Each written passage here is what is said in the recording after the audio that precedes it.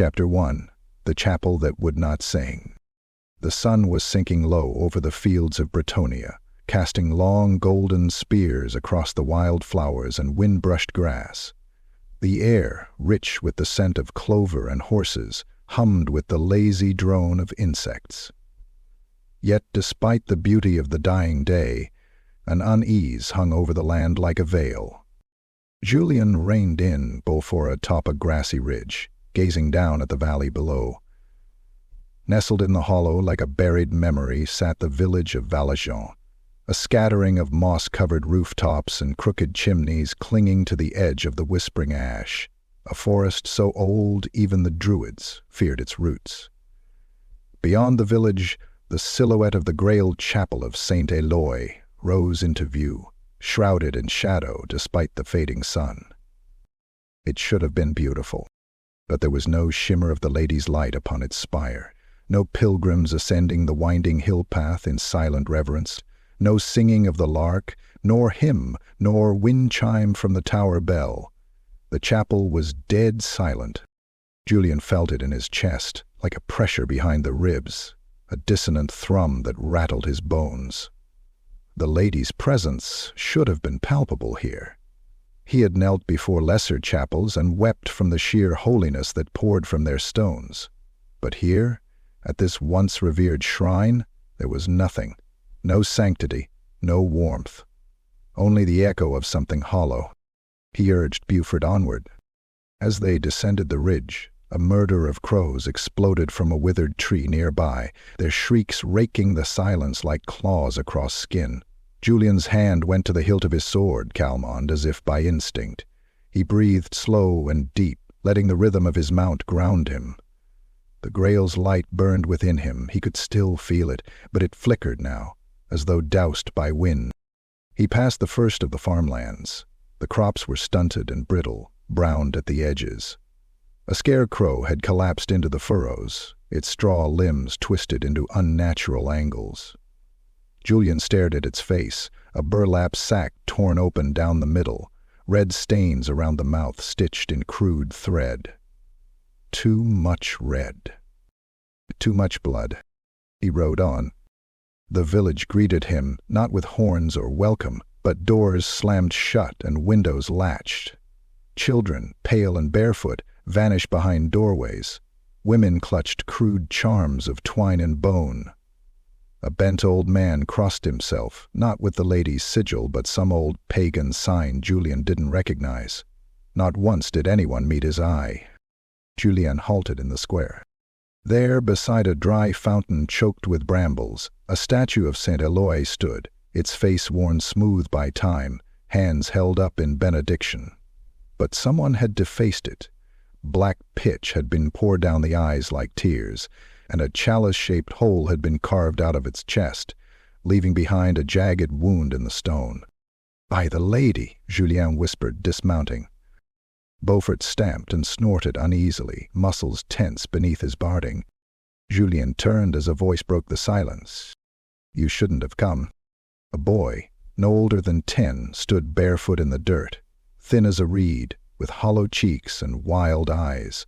A bloodied bandage was wrapped around his hand, and he clutched a wooden sword snapped in half. "I am Jules de Calmont," the knight said, voice firm but gentle.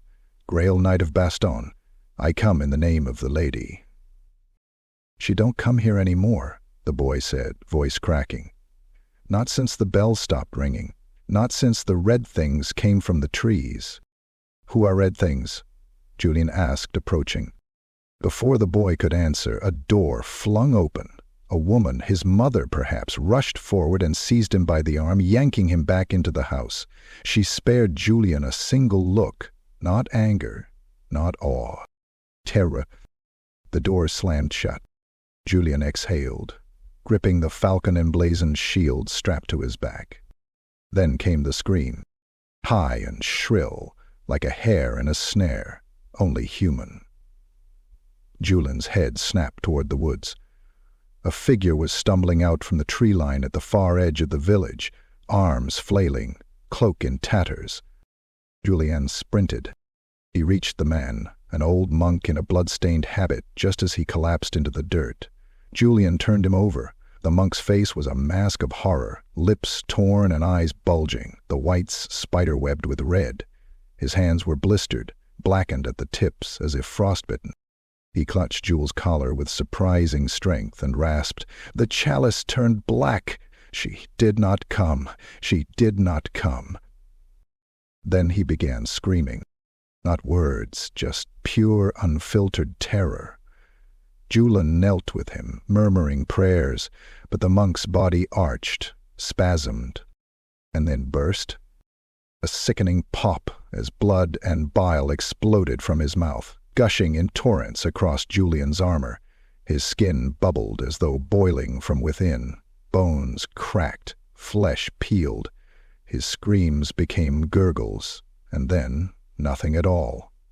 What remained was a ruin of a man, steaming in the twilight, the mark of a twisted chalice burned into his sternum.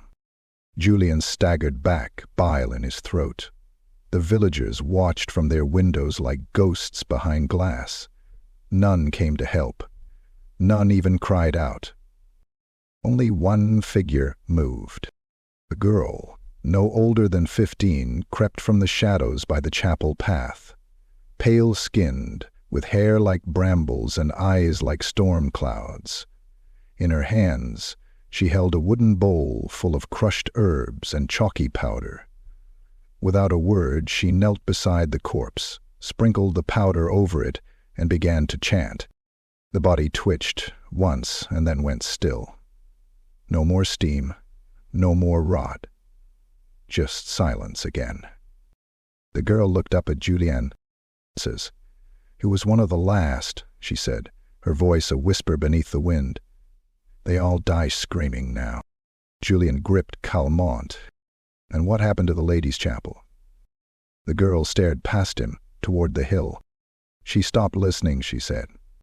And the sky, as if echoing her words, darkened. Chapter 2. The Weight of Glory. The sky broke into a bruised purple come morning, the kind of dawn that felt like an omen rather than a blessing. Mist slithered through Valjon's crooked lanes, thick and low, curling around doorframes and crawling up the chapel hill like a beast returning to its lair. Julien stood beneath the warped beams of a barn now serving as a crude shrine. The villagers refused to approach the actual chapel, instead gathering here, leaving rotten offerings at the foot of a scorched wooden icon. Julien had tried to sleep the night before, tried to pray, but his dreams were splintered by screams, red-robed figures in flame, and the glaring silence of the lady. No warmth, no presence, only absence. He had woken before dawn, sweat-soaked and shaken, clutching his sword like a drowning man clutches driftwood. He stripped off his outer cloak now, folding it neatly beside his bedroll. The emerald cloth was flecked with dried blood, not his own.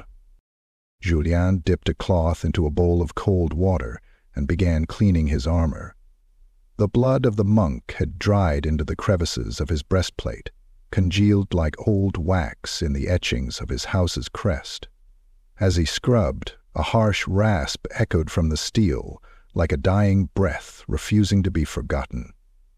The bowl of water turned pink, then red, then black at the bottom. He didn't speak. There was nothing to say.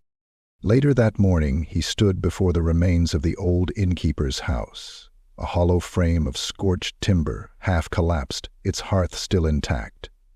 An old woman had told him the chapel's silence began 2 months past, the same night the inn caught fire. They found nothing in the ash, no bodies, no bones.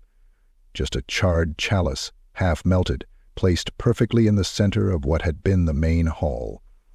He moved through the wreckage like a ghost. Ash crunched beneath his boots. Blackened wood snapped with brittle sighs. On a splintered beam, something caught his eye, a streak of crimson, too vivid to be old. Julien touched it. Still damp. Not paint. Blood. Recently spilled. He turned, drawing Calmont from its sheath in one smooth motion. The blade hissed as it came free, its steel gleaming silver despite the gloom. The motto engraved down its fuller seemed to pulse with something quiet and alive. Courage, honor, redemption. A whisper moved through the rafters. Not wind. Something breathing. "Show yourself," Julien said, voice low, teeth bared. Something dropped from above with a wet, meaty slap. A body, mutilated, half-flayed, its entrails dragging like chains. It hung by a hook through the collarbone, suspended from a rusted chain, looped around a beam. Blood pattered to the earth. Flies rose like smoke. The corpse had once worn a knight's tabard. Faded blue, fleur-de-lis torn at the breast. Another Grail knight. Julien stepped forward, and that's when the thing lunged. It burst from the shadowed corner with a gurgling hiss, low and wet like a throat filled with bile.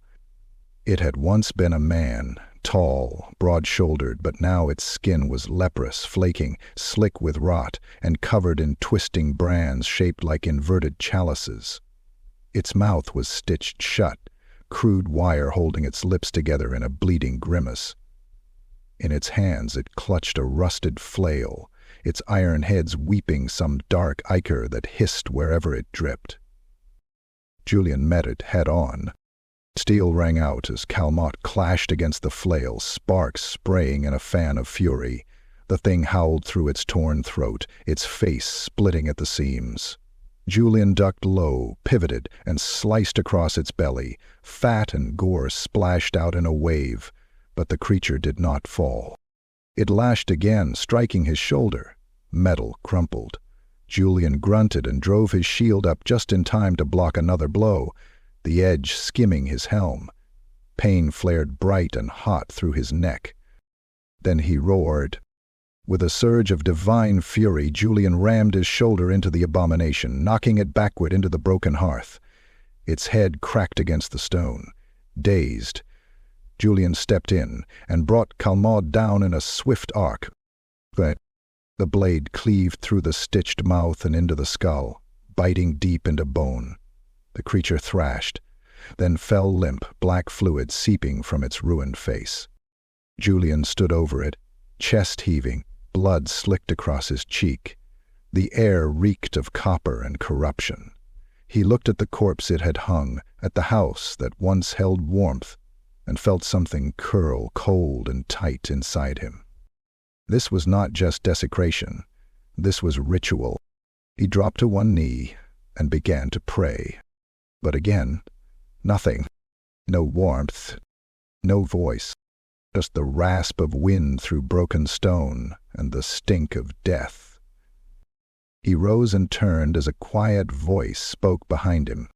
You shouldn't have seen that. Avelene stood in the doorway, arms folded, her face pale. She looked down at the thing Julien had slain, with something like pity in her storm-gray eyes. "What was it?" Julien asked, his voice hoarse. "People who want to come out of their own," she said softly. "A knight who wouldn't turn back. The chapel doesn't just kill the faithful, it changes them." Julien clenched his jaw. "There were more," Avelene added. 3 nights before you. They came in search of answers, like you." No, she met his gaze. "They all heard the bell ring once," she said. "Then they stopped being knights." Julien sheathed his sword. "Then I won't let it ring again." He walked past her, blood dripping from his vambrace, his gaze locked on the chapel hill as the mists thickened once more.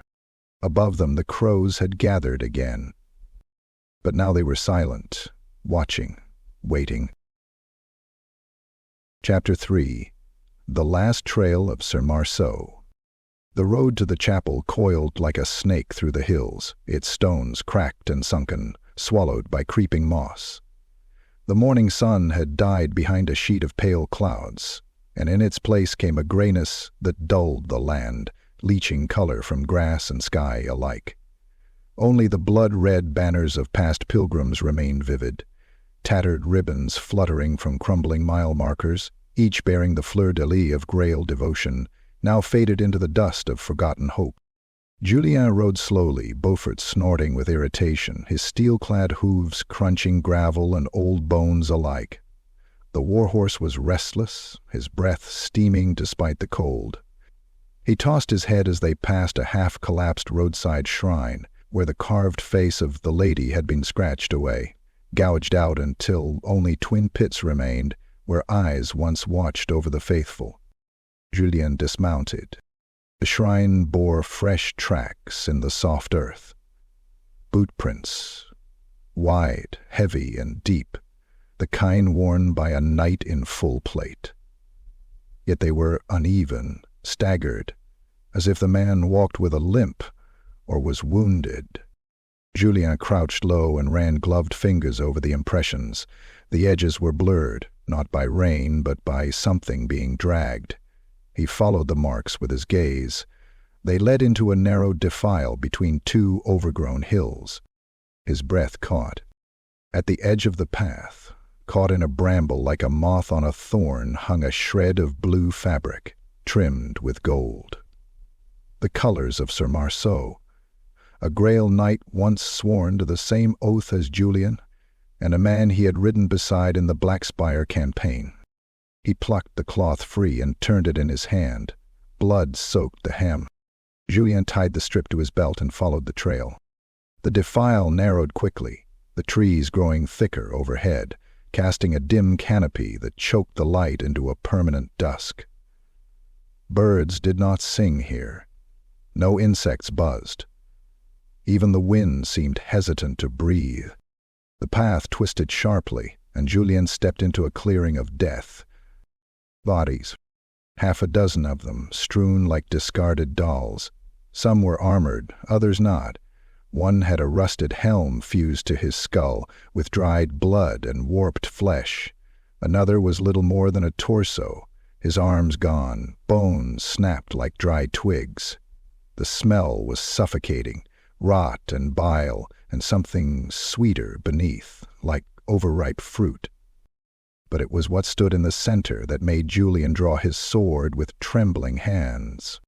A knight's destrier, once proud and mighty, stood there motionless, or what was left of it.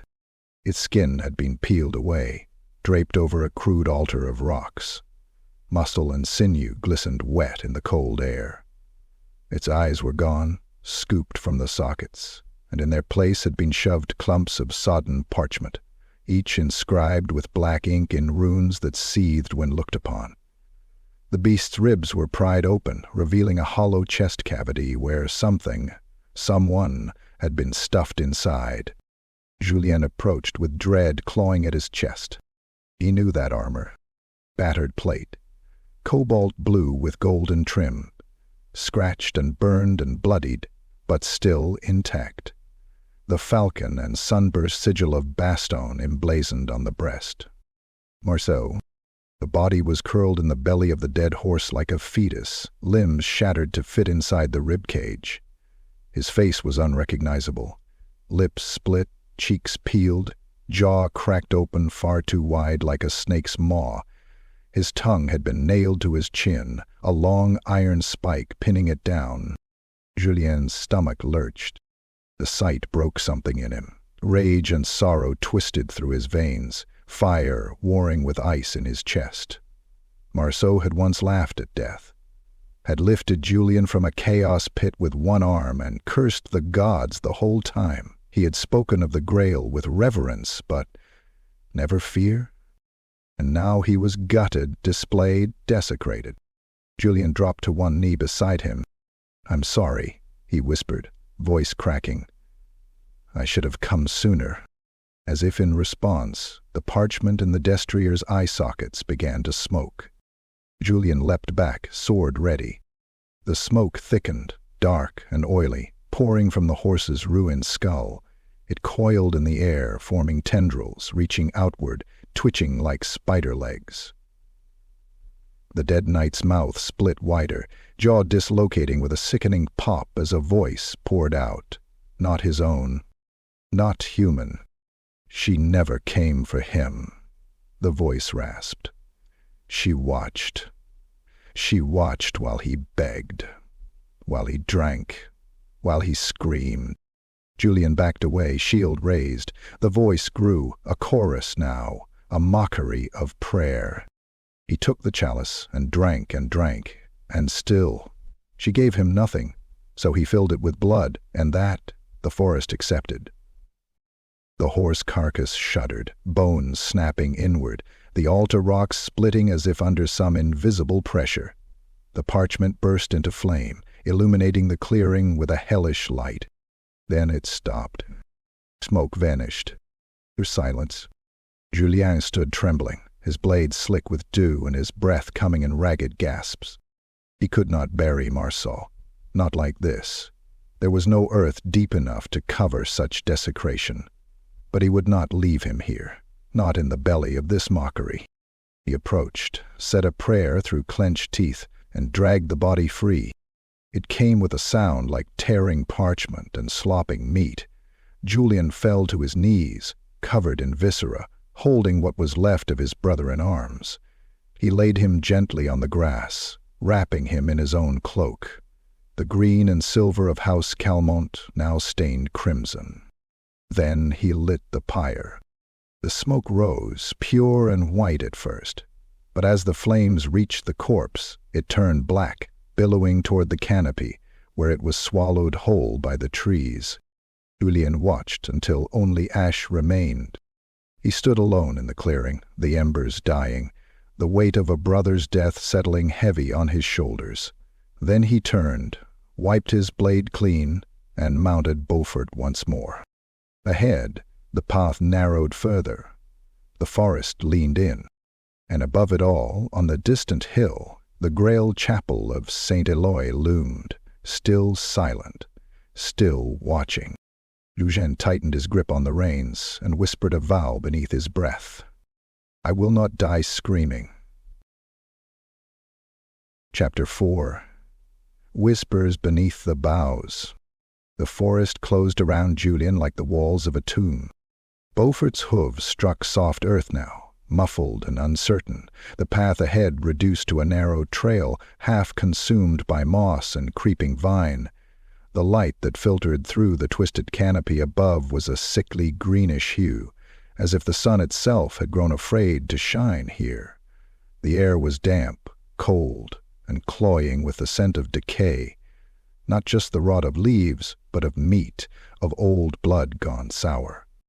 Julien guided his mount with care, one gauntleted hand resting lightly on the pommel of his blade, the other holding his reins taut. Every branch he passed seemed to reach just a little too far, like skeletal fingers hungry for the warmth of flesh. The trees here were wrong, knotted, swollen, their bark cracked and weeping sap as dark as pitch. Some bore faces twisted and gnarled, etched by axe or hand or something far older. Each face wept. Each mouth was open in a silent scream. Somewhere, far ahead, a bell tolled once. Low, deep, mournful. Julien froze. It was not a sound heard with the ears, but felt, like a cold iron spike driven straight into the chest. Beaufort reared and snorted, eyes rolling white, his powerful frame trembling. Julien soothed him with whispered words, though his own heart pounded like a war drum. The toll echoed again, then stopped, cut short, as if the bell had been strangled mid-peal. Then came the voices. They started soft, barely whispers, yet clear and unmistakable, not from any one direction, but from all around, drifting like fog between the trees. Julien, falcon-born, unworthy. Drink. Julien dismounted, boots sinking into damp earth. He drew Calmont, the steel ringing low and clean, the blade seeming to glow faintly in the gloom. He pressed his back to Beaufort's flank, eyes scanning the shifting woods. Something moved. To his left, between two trees, a flicker of white. He turned. Nothing. Then again, on the right, closer. A figure. Barely visible. Cloaked in rags, with long hair like a tangle of seaweed. A woman, maybe. Or a child, her face obscured, her hands dangling at her sides. As Julien took a step toward her, she split apart. With a sound like wet cloth tearing, the figure collapsed into the underbrush, dissolving into a cloud of moths, hundreds of them, each one bleeding from their wings as they flew. Julien staggered back, bile rising in his throat. The trees around him began to tremble, not from wind, but from breath. A great inhalation, as though the forest itself had begun to wake. Then the first of the wood things attacked. It dropped from above in a blur of movement, a humanoid shape, gnarled and bark-skinned, with limbs like splintered branches and eyes like burning coals jammed into sockets too small. Its mouth was a vertical slit, running from chin to chest, filled with human teeth. Julien spun and met its descent with a slash across its belly, if it had one. Wood cracked, sap and dark fluid gushed, and the thing shrieked in a tone so high it pierced like steel into his skull. It lashed out with claws made of jagged roots tearing through his shoulder plate. Pain bloomed hot and sharp as metal was peeled away and blood flowed. Julien fell back, rolled, and came to his feet as three more burst from the tree trunks, not behind them, from them, as if birthed from the bark. Limbs popped and twisted into shape, shrieking as they came. He fought like a knight of old. Steel flashing, breath ragged, faith burning bright despite the terror. One leapt. Julien ducked low and drove Calmont through its throat. The blade stuck fast in the creature's flesh, black sap vomiting from the wound in thick ropes. Another clawed his back. He spun and head-butted it, then crushed its chest with his shield. Bones, human bones, snapped beneath the force. Then came the last. It grabbed him by the throat and lifted him with inhuman strength. Julien's feet kicked at the ground, the creature's claws tightening, puncturing the links of his mail. The edges of his vision darkened. Its face came close. No eyes now, just sockets writhing with maggots. "Drink," it hissed, voice like the rustle of dead leaves. Julien shoved his gauntlet into the creature's open chest, felt something pulsing and ripped. The wood thing screamed as he tore free its heart, a lump of stone slick with gore, carved with a chalice symbol. It pulsed once, twice, then shattered in his grip. The creature dropped him, collapsing in on itself with a terrible groan. Roots curled in like fingers. Mouths opened along its arms and howled once more before the entire body turned to mildew and rot, collapsing into black mulch. Julien fell to his knees, coughing blood, armor torn and slick with fluid not entirely his own. Silence returned. Not peace, just absence. He wiped his blade clean, though the blood seemed to hiss against the steel, as if reluctant to be cast off. Around him the trees stood still once more, watching, waiting. Then, a voice, not whispering. Clear, human. You bleed well, Grail Knight. Julien turned. A figure stood between the trees. Avelene, or what should have been her. But this version of her was older, twisted. Her skin pale as bone, her eyes dark and depthless. Her hair was wild, threaded with vines and teeth. In one hand she held a lantern, filled with shadows, not flame. In the other, a cup, carved from bone, black liquid sloshing within. Julien blinked. She was gone. Only trees remained, and the whispering began again. But now it was inside his head, closer. The waits at the altar. Heaven drinks still. The chalice is full. Julien stood, every part of him aching, blood running freely beneath shattered armor. And yet he moved forward. One step, then another. Into the roots, into the dark, toward the chapel that would not sing. Chapter 5. The Pale Village. Valjon, was not a village so much as a collection of ghosts pretending to live. Julien returned at dusk, limping beside Beaufort, the warhorse walking slow and subdued. Both bore new wounds, deep scratches across Beaufort's flank, slashes in Julien's mail where bark-flesh claws had found purchase. Blood dried in stiff layers across his breastplate, forming a crust over the silver falcon of his house. Even his cloak, once rich green, now dragged like dead ivy behind him, sodden and torn. As he crested the final hill and the village's crooked roofs came into view, he saw no smoke from chimneys, no sound of hammer or child's cry. The mist, ever present, clung low over the thatch and stone, thick as wool soaked in milk. Pale lanterns flickered in a few windows, but none dared stay lit for long. The villagers moved like insects in fog, hunched, cloaked, and silent. They glanced at Julien not with awe nor hope, but with that same expression one gives a man already buried. He passed a well at the village's center, covered in thick iron grating. Runes had been carved into every stone. Fresh blood, bright red, still wet, streaked the edges. A dead dog lay beside it, neck broken, jaw locked open as if mid-bark. Crows had pecked out its eyes. They scattered as Julien approached, but not far. They only fluttered to nearby rooftops, waiting.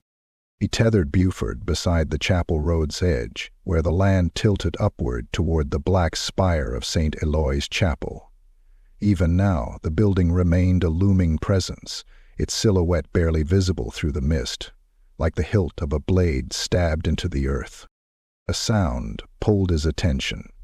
Wet coughing, labored, human.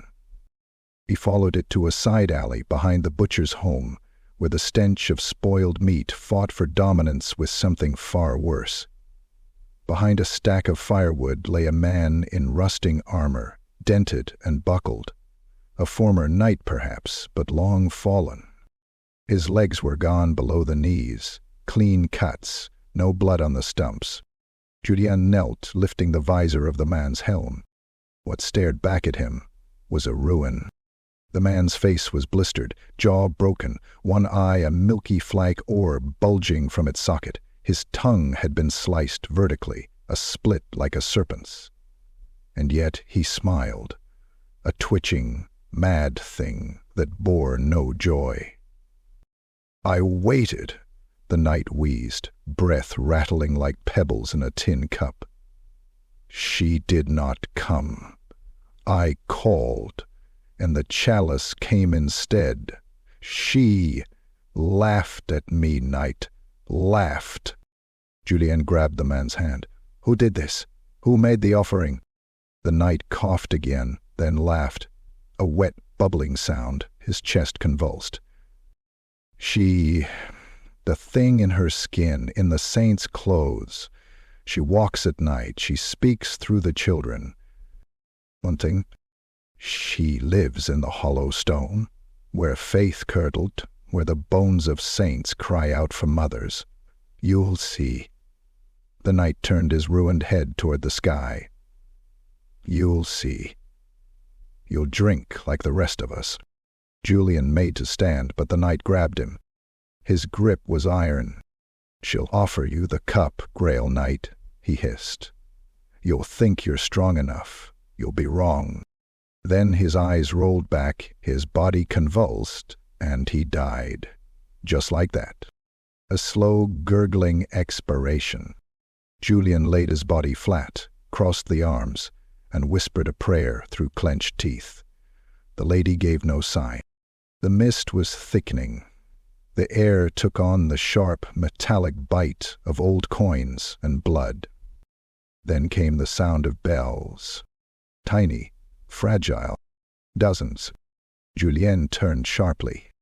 They were hung from the rafters of the weaver's house, little silver bells tied with black thread jangling gently in the breeze. But there was no wind. And beneath them stood a girl. The same girl from before, young, 15 perhaps, pale as paper, hair unbrushed, falling in knots. Her feet, were bare on the cold stone. In one hand she held a bundle of twine and chalk. Avelene. She stepped forward, unafraid. The mist seemed to part around her like water around stone. "Your blood is loud," she said softly. Julien narrowed his eyes. "You followed me." "No," she replied. "I waited." A silence stretched between them. Then she looked past him, toward the chapel. "He's listening again. That's why the forest moves. It feeds on knights, not peasants. Not anymore. It knows where the power is." Julien shook his head. The lady would never. "The lady." Aveline's laugh was short, sharp, bitter. "That place hasn't known the lady in years. Whatever was holy there has rotted." Julien stepped toward her. "You said others came." She nodded. 3, all knights, all pure, all gone." "Gone where?" She pointed, not to the chapel, but beneath it. "To the crypt, to the well, to the hollow where Saint Éloi's bones scream." Julien stared at her. "You're a witch." "No," she said simply. "I'm a gardener." He blinked. "A what?" "I tend to the sickness," she said, stepping closer. "The rot needs pruning, burning. But I cannot reach the root. I'm not strong enough. You are." She opened her palm and placed something in his hand. A small stone charm, etched with a chalice, but inverted, upside down, rimmed to earth. It felt cold, heavy, familiar. "Wear it," she said. "It will show you what your eyes want." Julien pocketed the charm. He didn't thank her. "I go to the chapel," he said. She nodded. "Then go before night swallows you. It's hungry." He turned to leave. "Julien." He paused. "You're the last one," she said. "The chapel knows it, and it's smiling."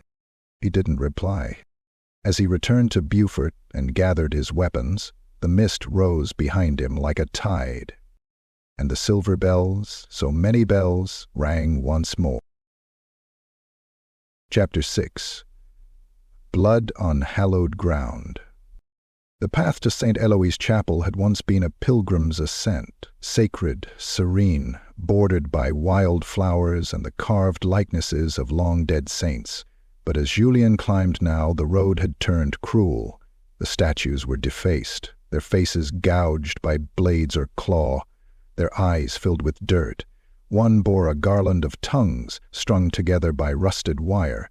They swayed in the breeze like the petals of some blasphemous flower, blackened and stiff, still damp at the roots. The air grew colder with every step. Not the crisp cold of mountain air, but a suffocating chill, thick and wet, as though the chapel exhaled rot from its ancient lungs. Julien's breath came out in plumes. His fingers clenched tighter around Calmont, the pommel slick with sweat beneath his gauntlet. He passed under a crumbling archway where once the pilgrims had left votive offerings, locks of hair, rosaries, tiny carved chalices. Now it bore a different tribute. Skulls mounted on spikes, each one filled with melted wax and burning from within.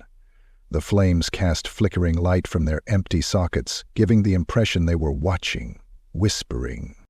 Julien did not flinch, but his heart beat louder than his steps. The chapel rose before him, a Gothic mass of stone, hunched and rotted with time.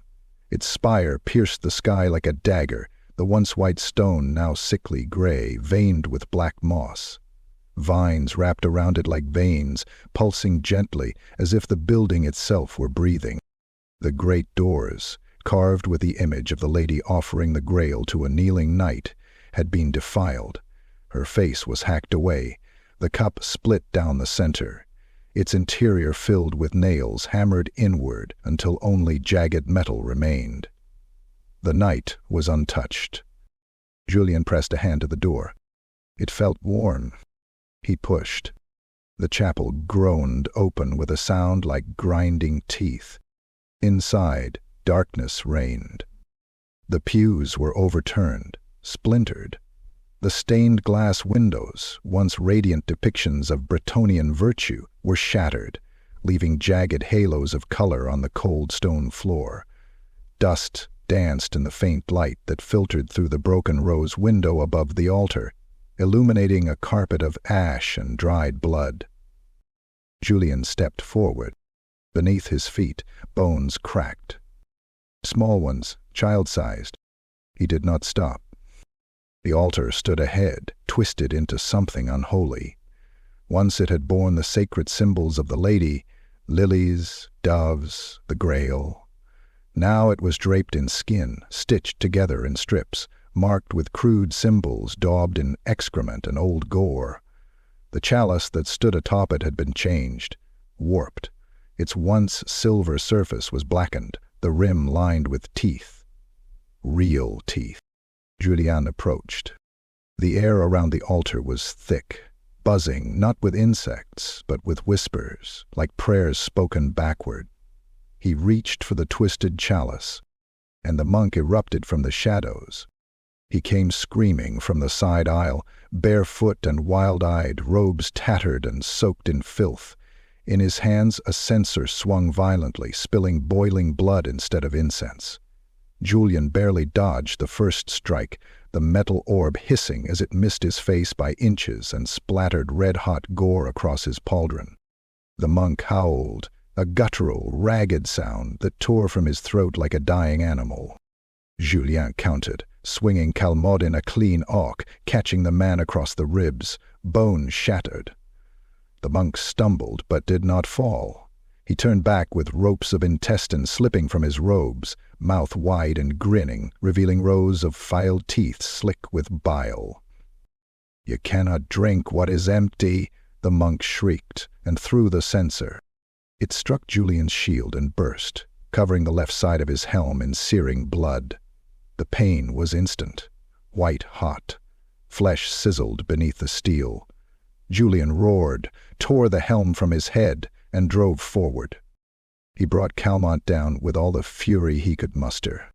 The blade split the monk's skull clean in two, from forehead to collarbone. The body collapsed backward with a wet crunch, twitching, steaming. Julien staggered, half blind from the burn, heart pounding. His cheek was raw, skin blistered and red, a permanent mark now carved by the cursed blood of a mad priest. He tore a strip of cloth from his cloak and pressed it to the wound, gritting his teeth against the pain. The chapel trembled. He looked to the altar again. The chalice sat there, undisturbed, filled to the brim with black liquid that pulsed as if alive. Julien stepped forward, hand reaching once more. A whisper, close, too close. "Drink." Julien stopped. The air thickened, pressing in. The stained glass shifted, what was left of it, casting new colors, unnatural hues across the floor. For a moment, he thought he saw figures in the glass. Not saints, but writhing shapes. Knights on fire, a woman with a gaping mouth and a chalice of worms. A child, faceless, crowned with thorns. Julien lifted his sword. With a cry, he brought it down on the chalice. The blow struck true. Silver and black exploded outward in a storm of metal and ichor. The altar cracked down the middle, the skin banner tearing with a scream that came not from Julien's throat, but from beneath the floorboards. Something moved down there. Julien turned and ran. He burst through the chapel doors as they slammed shut behind him, echoing like a judge's gavel. The mist outside had turned crimson. The bells in the village were ringing. And the chapel? The chapel had begun to breathe. Chapter 7. The Black Grail. The chapel's breath still echoed in Julien's ears long after he fled its defiled walls. Each exhale had felt like a gust from some abyssal lung, wet, heavy, and measured, like the breathing of something ancient just waking from a long, festering sleep. By the time he reached the outskirts of Valjon, twilight had collapsed entirely into night. No stars dared pierce the canopy of bruised storm clouds above. and the only light came from the trembling flicker of corpse candles left burning on windowsills, each one nestled inside a hollowed skull. Julien's steps faltered. He staggered into a nearby barn, half collapsed and stinking of mildew and old hay. Beaufort, wounded and agitated, had been left behind, tethered safely at the edge of the village. Julien had barely made it down the hill, soaked in sweat, his left cheek blistered from the cursed Kenser's blood, the pain still white-hot despite the herb poultice smeared across it. He collapsed to his knees in the straw, gasping. Blood trickled from beneath his scorched armor. His left eye was swollen, his right hand trembling. He set his sword aside and leaned forward, coughing until bile and old bread splattered onto the floorboards. His vision danced at the edges. Pain was singing in every nerve.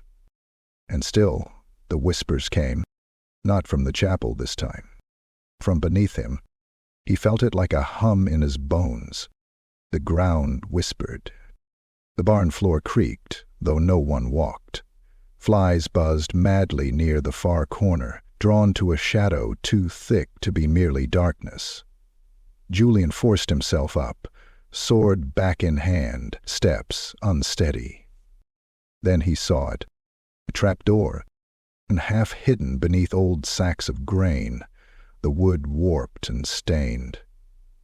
Symbols had been burned into the planks, crude, childlike chalices upside down, surrounded by claw marks gouged deep. Julien kicked the sacks aside and pried it open. A stench rose from the hole like a rotting exhale. Earth and mold, yes, but also something fetid, oily, and sweet. The stink of spiritual rot, of soul-deep sickness. The ladder descended into blackness. He didn't hesitate. He climbed down. The air grew colder as he descended, the walls of the tunnel pressing close. Wet stone slicked with moss, his boots squelched in mud. The descent seemed endless, 40, 50 steps, until finally his foot hit flat ground. A chamber lay ahead, lit by phosphorescent moss clinging to the walls, casting a sickly green glow. The room was small, circular, walls lined with shelves, each shelf cradling skulls. Dozens, hundreds, some engraved with runes, others bound with iron wire. One still had hair, another still bled. And in the center, on a raised slab of stone, sat a chalice. But not like the one on the altar. No, this one was older, purer in its wrongness. It was made not of silver or gold, but of black bone. The stem was a spine, the bowl polished smooth and dark. It pulsed faintly in the dim light. It breathed, in sync with the chapel above. Julien stepped forward. The whispers grew louder, now in the voice of his father. "Julien, you seek the Grail. You found it." He dropped to one knee. His heart pounded. The lady had abandoned him. The forest twisted his thoughts. The villages were broken. His fellow knights were dead or defiled. And here, before him, was the truth. The chalice that lived, that watched, that called. He reached out, and the moment his fingers brushed the cup, the world tore open. To flash, like falling through fire. Pain ripped through him. His vision turned red, then white, then nothing. When it returned, he was no longer in the chamber. He was somewhere else. Somewhen else. The battlefield. Knights screamed around him. They burned, their eyes hollow, their mouths full of worms. Grail banners were twisted into nooses. The lady's statue stood tall in the center of a field, but her face was wrong, gone, replaced by a mask of maggots that writhed into a smile. Julien turned, saw himself, another Julien, standing at the head of an altar, holding the black chalice high. His armor was obsidian, his shield covered in eyes. His face, Julien's face, was blank, mouth open, eyes filled with void. He drank, and as he drank, the sky tore open like meat. Screams of children erupted from the trees. Blood fell as rain. The Grail burned black. Then the vision collapsed. Julien crashed back into the reel, gasping, retching, the chalice knocked from the pedestal. It rolled to the side, hissing where it touched the ground. He backed away, eyes wide. No, the Grail he'd seen, it wasn't salvation. It was a mouth, a trap, and someone had put it here for him to find. His hands trembled. He reached into his satchel and retrieved the charm Avelene had given him, the inverted chalice carved in stone. He clutched it and began to pray. Art to the lady, not now, to whatever power might still hear truth in pain. A sound, wet, dragging, came from the tunnel. Julien spun, blade ready. A figure stepped into the chamber, cloaked in red, its face hidden beneath a veil of wax. Its hands held a censer, dripping blood and teeth. It did not speak, but behind it, more followed. Figures in silence, some tall, some hunched, all faceless, all watching. Julien did not wait. With a battle cry, he threw the inverted charm at the black chalice, shattering it against its side. The chalice shrieked, not in metal, in meat. A mouth tore open beneath it, a real one, in the stone itself, rows of teeth, a tongue like a whip. Blood sprayed the chamber walls as the thing convulsed and began to feed on the skulls, the shelves, the floor. Julien turned and ran, slashing one red figure across the chest as it reached for him, the blade cleaving through robes and bone alike. Another tried to block the ladder. He shouldered through it, sent it tumbling. He climbed through fire and blood and breath. The barn above felt like heaven compared to what lay below. He collapsed in the hay, coughing, covered in red, eyes wild. And beneath him, the chapel screamed again. This time, it sounded hungry. Chapter 8. Avelene of the Thorns. Julien woke to the sound of flies. The barn was bathed in half-light, silver boo and cold, the dawn struggling to push back the stink and shadow. Hay stuck to his blood-soaked armor. His head pounded, ears ringing from the memory of the black Grail's shriek, still echoing in the pit of his skull. His mouth was dry, lips cracked. Pain radiated from the burn on his cheek, a raw, oozing wound that pulsed with every heartbeat. But it was the smell that brought him fully back. Not the decay, not the damp mold of the barn. Lilac and lavender, crushed thyme, fresh rosemary, scents. Too clean, too vibrant to exist in this rot-choked corner of the world. Julien sat up sharply, sword already in hand. And there she stood, Avelene, framed by the open barn doors, the dawn curling around her like a lover's hand. Her feet were bare, but her long dress was layered with herbs and bones, stitched with red thread and thorn. She wore a belt of dried nettles and foxglove, and from her neck hung a pouch of raven feathers and cracked teeth. Her hair was wild and matted, a halo of brambles crowned with wilted flowers. But her eyes, those storm-gray eyes, held something ancient. She was not a child anymore. Not in this light. "I saw the sky bleed last night," she said quietly, stepping inside. "Heard the chapel scream. I thought it had finally eaten you." Julien didn't speak. His mouth was still filled with ash. Avelene crouched beside him. She reached into the pouch at her side and pulled free a small wooden vial, unstoppered it, and held it to his lips. He recoiled. "What is it?" "Wolfsbane. Honey. Ash bark. The milk of a blind goat," she said almost playfully. "And hope. Is it poisoned?" "Good medicine is," she said, Now drink." He drank. The liquid was thick and bitter, tasting of earth and copper and burnt herbs. It scraped down his throat like ground glass, but left a strange warmth behind. Not comfort. More like clarity sharpened with a knife. "You found it, didn't you?" Avelene asked, wiping his lips clean. "The Grail, beneath the chapel." Julien nodded slowly. "It's alive. A mouth. A wound that drinks." She didn't flinch. "They buried it under Saint Éloi's bones," she said. "He wasn't a saint, not really. He heard the lady once, maybe.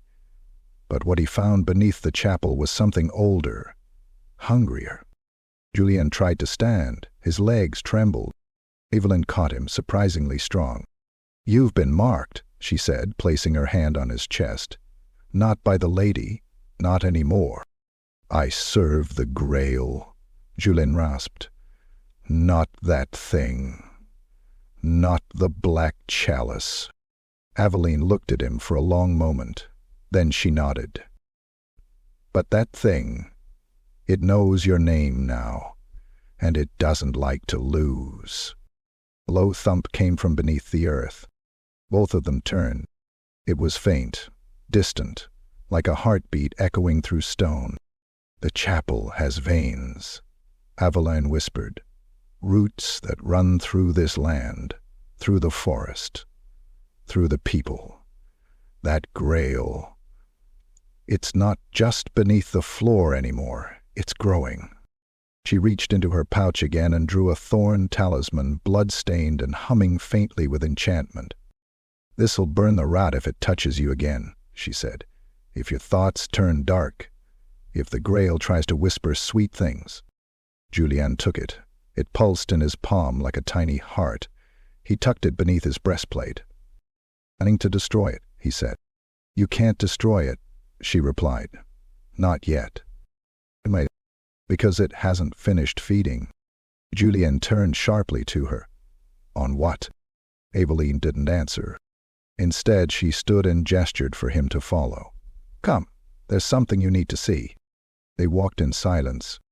Through twisted alleys and ash-choked streets, past doors marked in blood, past villagers who stared from behind cracked shutters with hollow eyes and twitching fingers.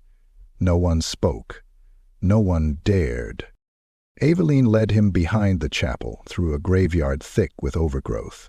The tombstones were cracked, many overturned. Some graves were open, clawed out from the inside. From the mass of vines and headstones she pulled aside a curtain of ivy covering the crumbled wall of the chapel's foundation. A hidden entrance. She lit a torch, and they descended. This tunnel was older than the rest, pre-chapel, carved before the stone above had ever known sanctity. The walls were damp and covered in ancient murals, long faded, depicting faceless women offering black cups to weeping men. Knights kneeling not in reverence, but in agony. At the bottom, the tunnel widened into a vast ossuary. Julien stopped cold. Dozens of corpses, some recent, some ancient, all in armor. Grail knights, hung on hooks, wrapped in roots, split open like fruit to reveal shriveled organs and empty rib cages where something had been scooped out. Their faces were frozen in ecstasy. Every one of them, smiling. Julien turned to Avelene, his voice ragged. "What is this?" "This," she said, "is where the Grail brings its favorite knights. After they drink." He moved among them, jaw clenched, names carved into armor, sigils of lost houses, brotherhoods long disbanded, and there, at the far end, beneath a crumbling fresco of the lady herself, a mirror, tall, black, carved from obsidian, and in it his reflection, nothing but twisted. Eyes like pits, chalice in hand, blood on lips. Julien struck it with his sword. The mirror cracked, but did not shatter. "Your faith brought you here," Avelene said behind him, "but it won't be enough to carry you out." He turned. "We won't let this land rot. I won't become that. Avelene's expression softened. She stepped close, resting her forehead briefly against his. I believe you. She stepped back, lifting the torch. But the Grail, as they climbed from the ossuary, the cracked mirror pulsed once. And far above the chapel's bell, long silent, rang once. A single, shivering toll. The ground beneath their feet groaned. The chalice had heard.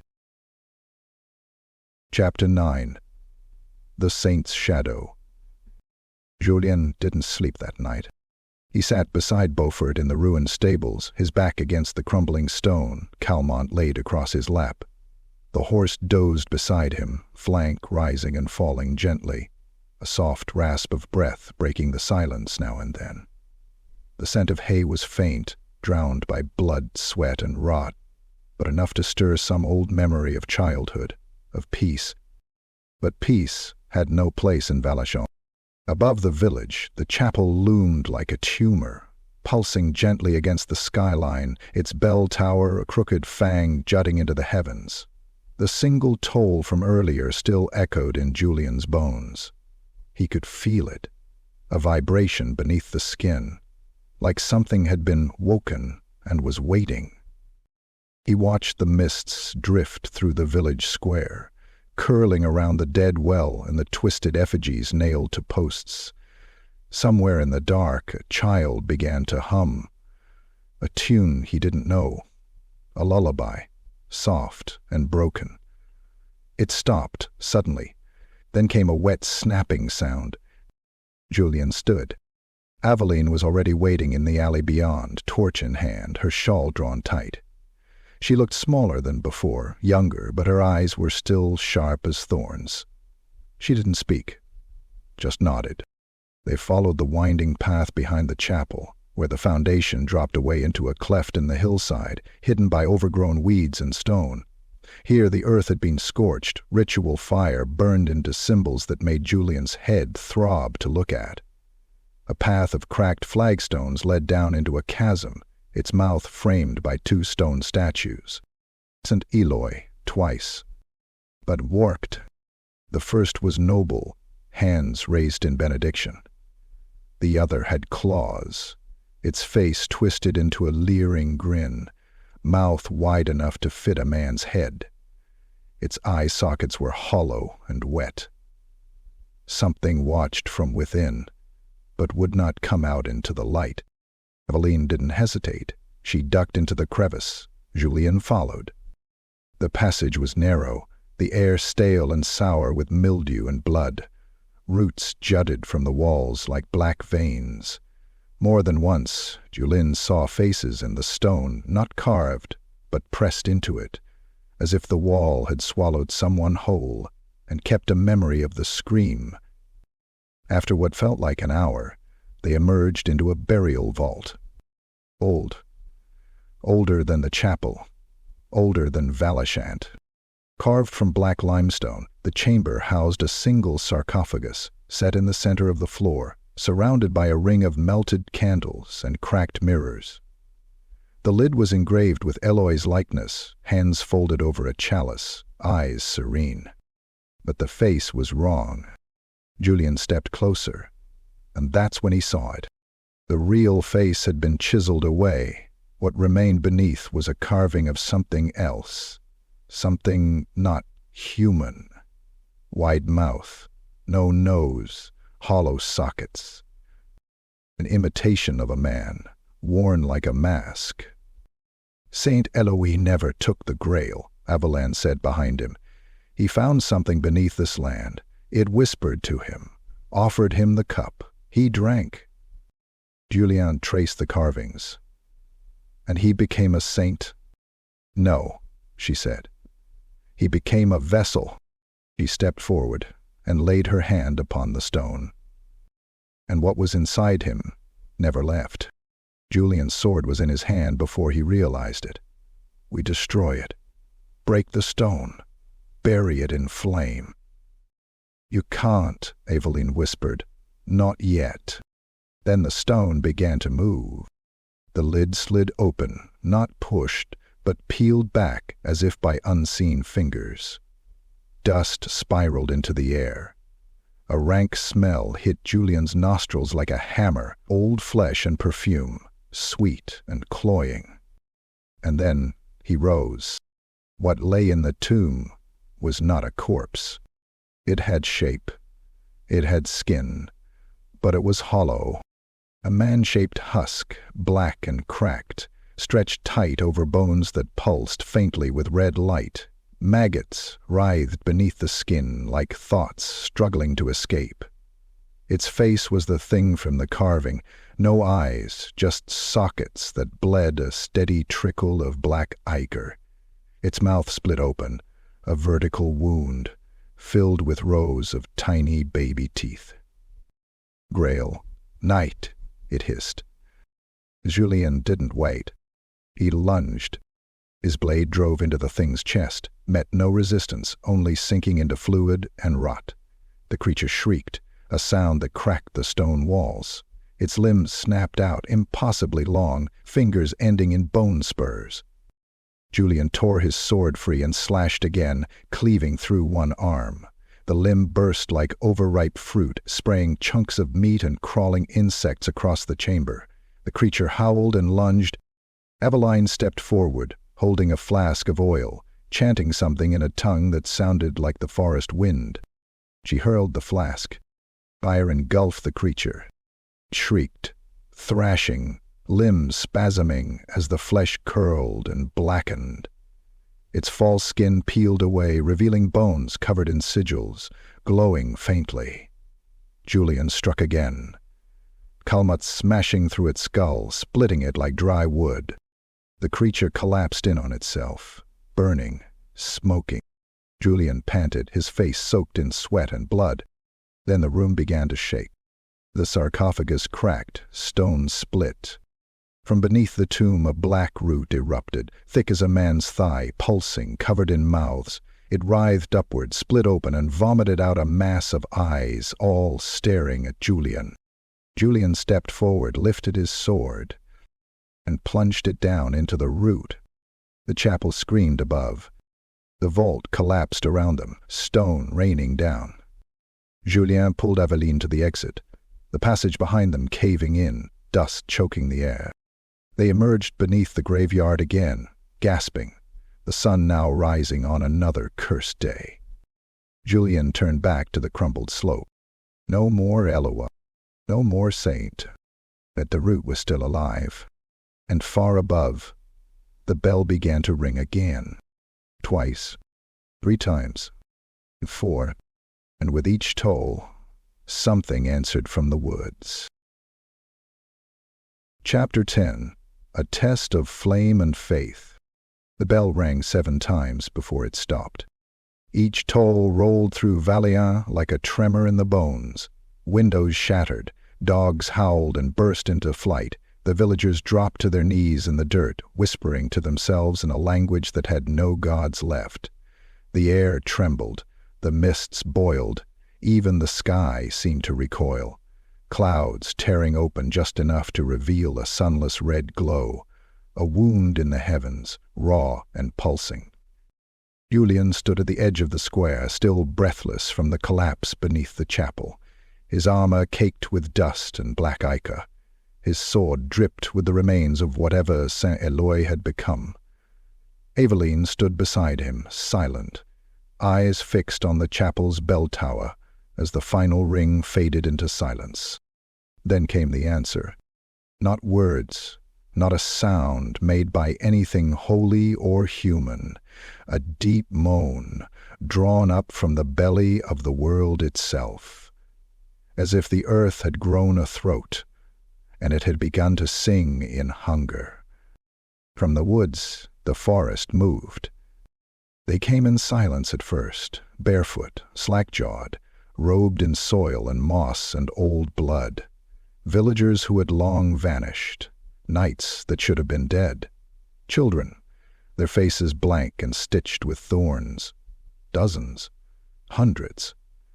Eyes empty but glowing faintly with pale blue flame, like candlelight trapped in skulls. They walked toward the chapel in procession, guided by nothing Julien could see, no herald, no priest. But at their front walked a figure Julien knew. Sir Maro, or what was left of him. The knight's body had been remade, his armor fused with sinew and fungus. The fleur-de-lis upon his chest was split, oozing pus from the seam. His helm was gone, revealing a face of bone and bark, the lips torn away, eyes replaced by smooth stones. But his posture was proud, regal, still bearing the grace of a knight of Bretonnia. Julien stepped forward. Maro. The thing stopped, tilted its head. Bones in its neck cracked wetly. Julien, it rasped. Its voice was wrong, layered with echoes, as if three voices fought to speak at once. You've come far. Julien raised Calmont. I found your tomb, your shame. No, the husk whispered, you found my crown. Avelene drew a blade of her own now, short, silvered, stained with herbs and soot. He's not Maro anymore, that thing wearing him. It's the Grail's steward, the first to drink, the first to fall. Julien didn't wait. He charged. Calmont came down in a clean arc, but Maro moved faster than a corpse should, spinning to deflect the blow with an armored forearm. Sparks exploded. Maro countered with a punch that sent Julien reeling, armor denting with a crunch. The knight followed with inhuman speed, his sword a rusted, jagged length of iron fused with bone, slashing for Julien's neck.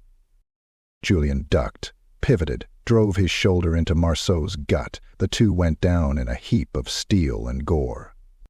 They rolled. Julien came up first, sword flashing, cutting deep across the chest, opening the armor with a spray of black fluid. The wound hissed like acid. Maggots spilled out, squirming between links of mail. Maro snarled and headbutted him. Julien's vision went white, then red. Maro swung his jagged blade, tearing a gouge across Julien's thigh. Flesh opened, blood gushed. Julien gritted his teeth, falling to one knee. The crowd watched in silence, blank, waiting. Maro raised his blade high, eyes glowing. The lady abandoned you. But the Black Grail makes saints of all who drink.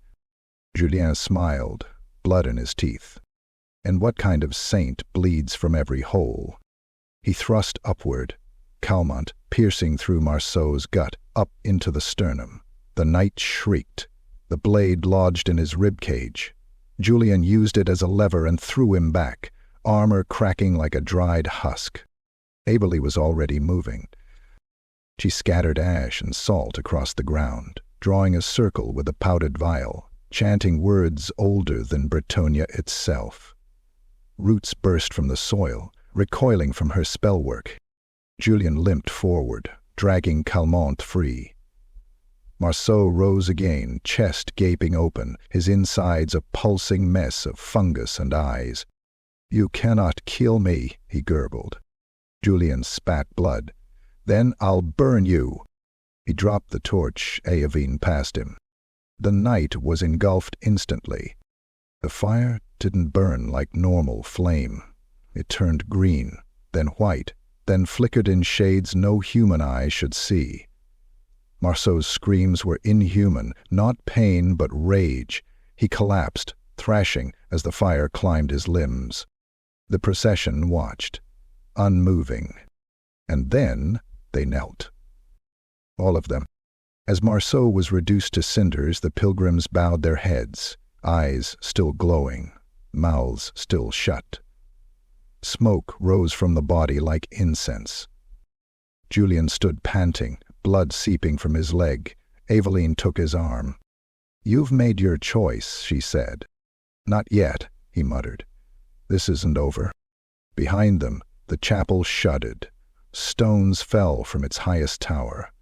The bell began to toll again, but not from within. From beneath, the earth beneath their feet cracked, spiderweb fractures racing through the cobblestones of the square. A gust of wind, hot and wet, spilled up from the fissure. Julien looked at Avelene. What now? She turned toward the chapel, her eyes hard. Now we go to the altar, she said, and we kill a god. Chapter 11. The Hidden Reliquary. The chapel had begun to mold. By morning, Saint Éloi's once hallowed walls had split open, great fissures running down its facade like infected wounds.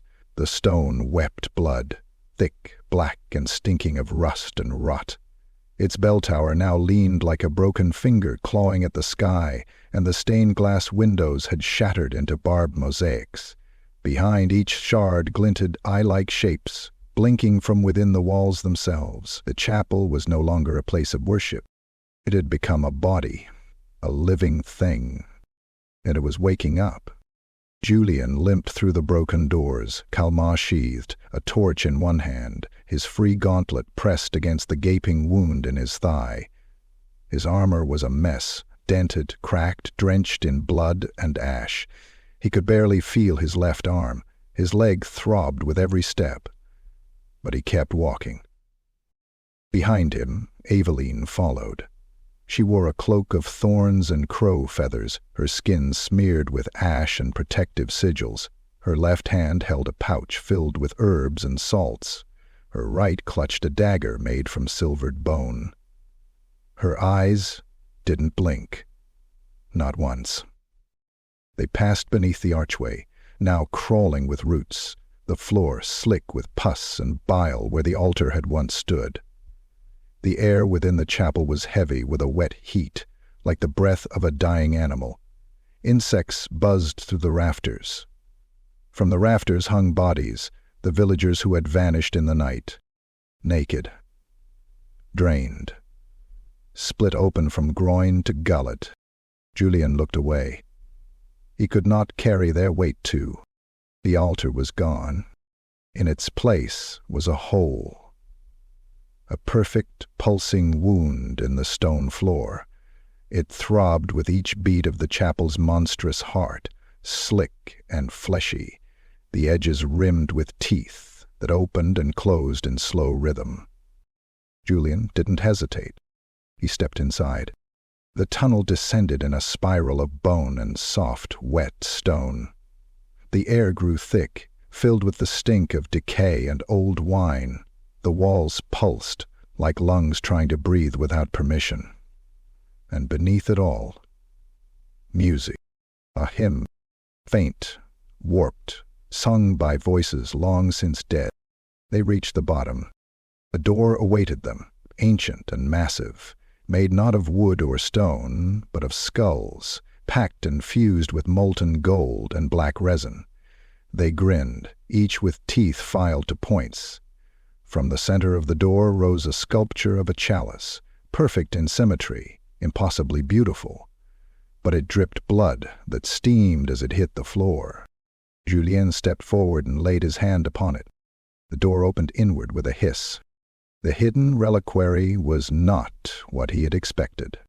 It was a cathedral turned inside out, the architecture an impossible maze of hanging stairs, inverted pillars, and altars floating upside down in the air. Candles burned in the skulls of saints, suspended mid-air by invisible strings. Each flame whispered secrets in a voice Julien didn't want to understand. At the center of the room was a raised dais, and upon that dais stood a second chalice. This one was clean, unmarked, crafted of gold so bright it hurt to look at. Its stem was shaped like a rising sun, and its bowl shimmered with liquid light. Julien stepped forward, breath caught in his throat. "The Grail," he whispered. "No," Avelene said. "A Grail, but not the one." She knelt beside one of the floating altars, brushing aside a layer of soot and blood to reveal carvings beneath, runes, sigils, names. "This was never Bretonnian," she said, tracing the glyphs. "This is older, pre-human. The lady found this place, not the other way around. She tried to bury it." Julien circled the dais. The Grail pulsed with power. It called to him. Not like the black chalice, no, this one felt warm, almost familiar. He wanted to touch it, to lift it, to drink. His limbs ached for it. His soul throbbed with desire. She said it was sacred. He muttered, "She showed it to me in a dream." Avelene's head snapped up. What did she look like? Julien blinked.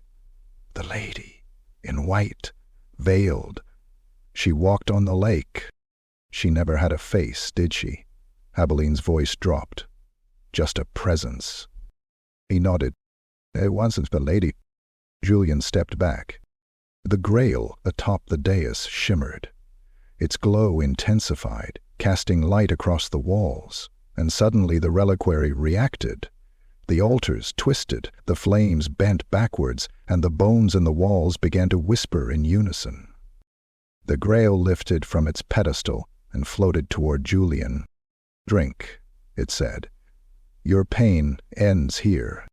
Julien raised his sword instead. The Grail screamed. The light turned to fire. The chamber exploded in heat and pressure. From the walls burst hands, bone, sinew, shadow, grabbing, clawing. Avelene was flung backward into the air. Julien lunged for the Grail. And Calmont struck it mid-air.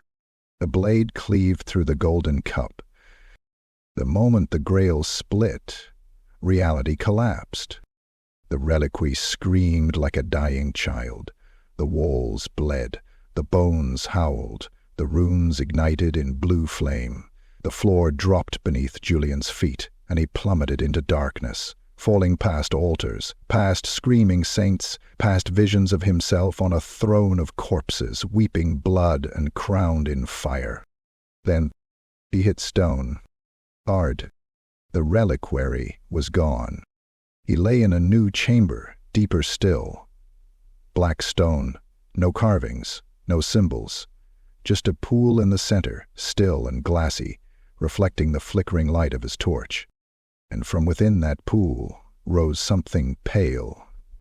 A head, then another, then a face. And Julien, too broken to move, watched as Saint Éloi stepped from the water, skin pristine, eyes shining, chalice in hand. No rot, no ruin. Vision of what should have been. He knelt beside Julien. "You were chosen," he said gently. "And you refused your gift." Julien's lips trembled. "You're dead. You were hollow." You smiled. "So are you." He offered the chalice. And this time Julien reached for it. His fingers brushed the rim. And Alen's voice screamed through the chamber, sharp and furious. "Julien, that isn't real!" The spell broke. The pool turned black. Eloi's face peeled away, revealing a mass of writhing mouths. Eyes blinked open across its skull, weeping blood. Julien screamed and swung his blade, cleaving through the illusion. The entity howled. Its form collapsed into water and teeth. Julien rose, bleeding, broken, but alive. Avelene stood at the edge of the pool. The chamber began to shake. The grails were shattered, but their master had felt it. Far above, the real altar stirred. And the god behind the grail was no longer dreaming. Chapter 12. The Court of Withered Faith. The sky had turned to parchment. Above Valjon, the clouds no longer moved. They simply hung, bloated and veined with cracks of pale lightning that struck in silence. The sun no longer rose, the moon was gone. A dull, sickly light, like that of a dying candle, breathed from the chapel's bell tower, casting long, wrong shadows that bent and twisted against the laws of man and nature. Julien stood on the edge of the crater that had once been the chapel floor. Now it was a month. An open throat of pulsing flesh and broken stone that led into the abyss beneath the altar. The roots of the chapel, those living, bleeding tendrils, had torn through the ground and spiraled downward, forming a staircase of bone and gristle. Each step oozed, each step throbbed. Every descent was met with the whispers of saints long devoured. Julien descended, one hand on the hilt of Calmont, the other pressed against his ribs, where a shard of obsidian altar had cracked his plate in the reliquary. His blood had not yet dried. It dripped in small patters down the stairs, swallowed by the hungry stone. Avelene followed, her lantern held high, casting flickering shadows across the walls that pulsed with vein-like roots, twitching like they remembered pain. The descent was long. Time folded in on itself. The deeper they went, the more Julien felt memories slip from his grasp, faces, names, the feel of sunlight.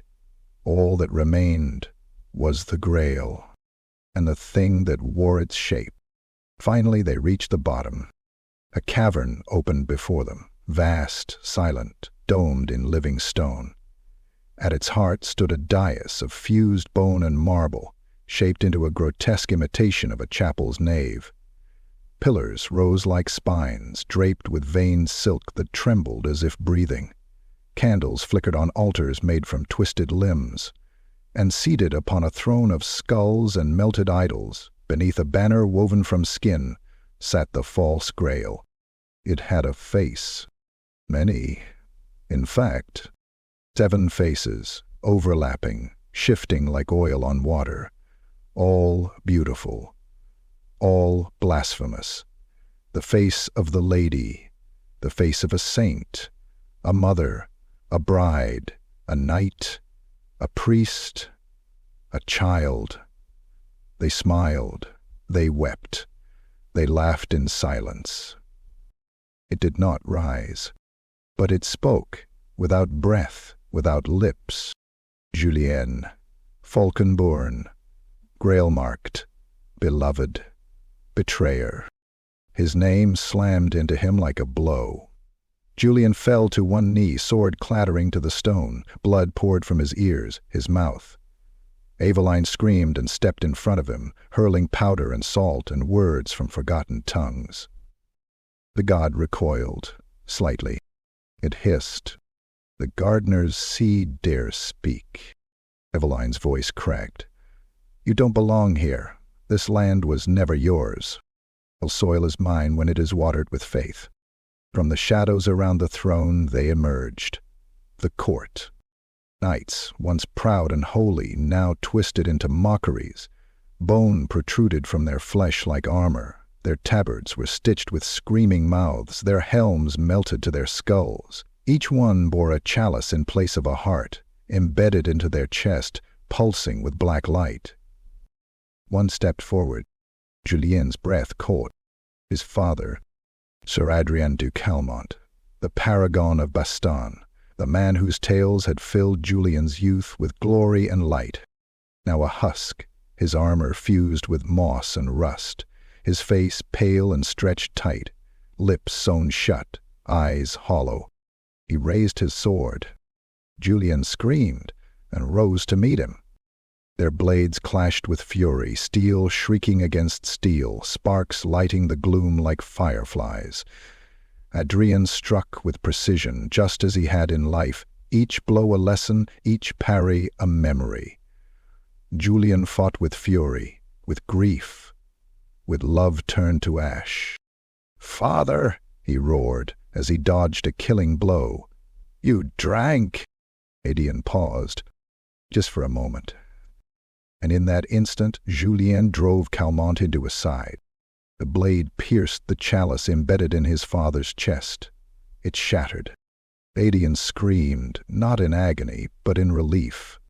His body crumpled, collapsing into dust and ash. Julien fell beside him, weeping. The false Grail laughed. The blood knows its place. Even saints fall to thirst. The other knights stepped forward. Avelene screamed again, casting fire from her hands, real fire stolen from a saint's shrine, bound in oaths and curses. 2 of the Grail things burned, their chalices exploding in gouts of black flame. But the others closed in. Julien rose, blade in hand, Julian charged. He became fury incarnate. His sword sang the hymn of vengeance, slicing through the twisted faithful, steel severing bone, faith severing lies. Blood sprayed across the dais, coating the throne, soaking the false Grail silk banner. He fought like a knight of Bretonnia, but not for glory. For the dead. For the truth. For the light he once believed in. He slew them all, until only he and the false Grail remained. Julien approached the throne, trembling, covered in gore. He pointed Calmont at the god. "You are not the Grail." The creature rose, unfolding from its throne, a towering pillar of limbs and mouths, its faces now melting, reforming into his own. "No," it whispered. "I am what the Grail was always meant to be." It launched. The flesh met steel, and the final battle began. Chapter 13. Cracks in the Chalice. Julien's world narrowed to blood and flame. The false Grail fell upon him like a tidal wave of limbs, dozens of arms erupting from its torso, each ending in gnarled fingers or serrated blades of bone. Its faces, morphing, twisting, shrieking, howled as one as it lashed out. Teeth jutted from its shoulders. Eyes blinked open in the folds of its flesh. Its breath was hot and reeked of grave soil and spiced wine gone sour. Julien met it head-on. Calmont sang through the air, slicing clean through one of the monstrosities' arms. Black ichor sprayed in a high arc, hitting the cavern walls with a hiss, sizzling as it ate through stone. Another limb struck his chest like a battering ram, flinging him back across the dais. He landed hard, the wind knocked from his lungs, ribs grinding inside his armor like broken glass. The creature advanced, dragging itself forward on limbs that twisted like rope, bone joints cracking wetly.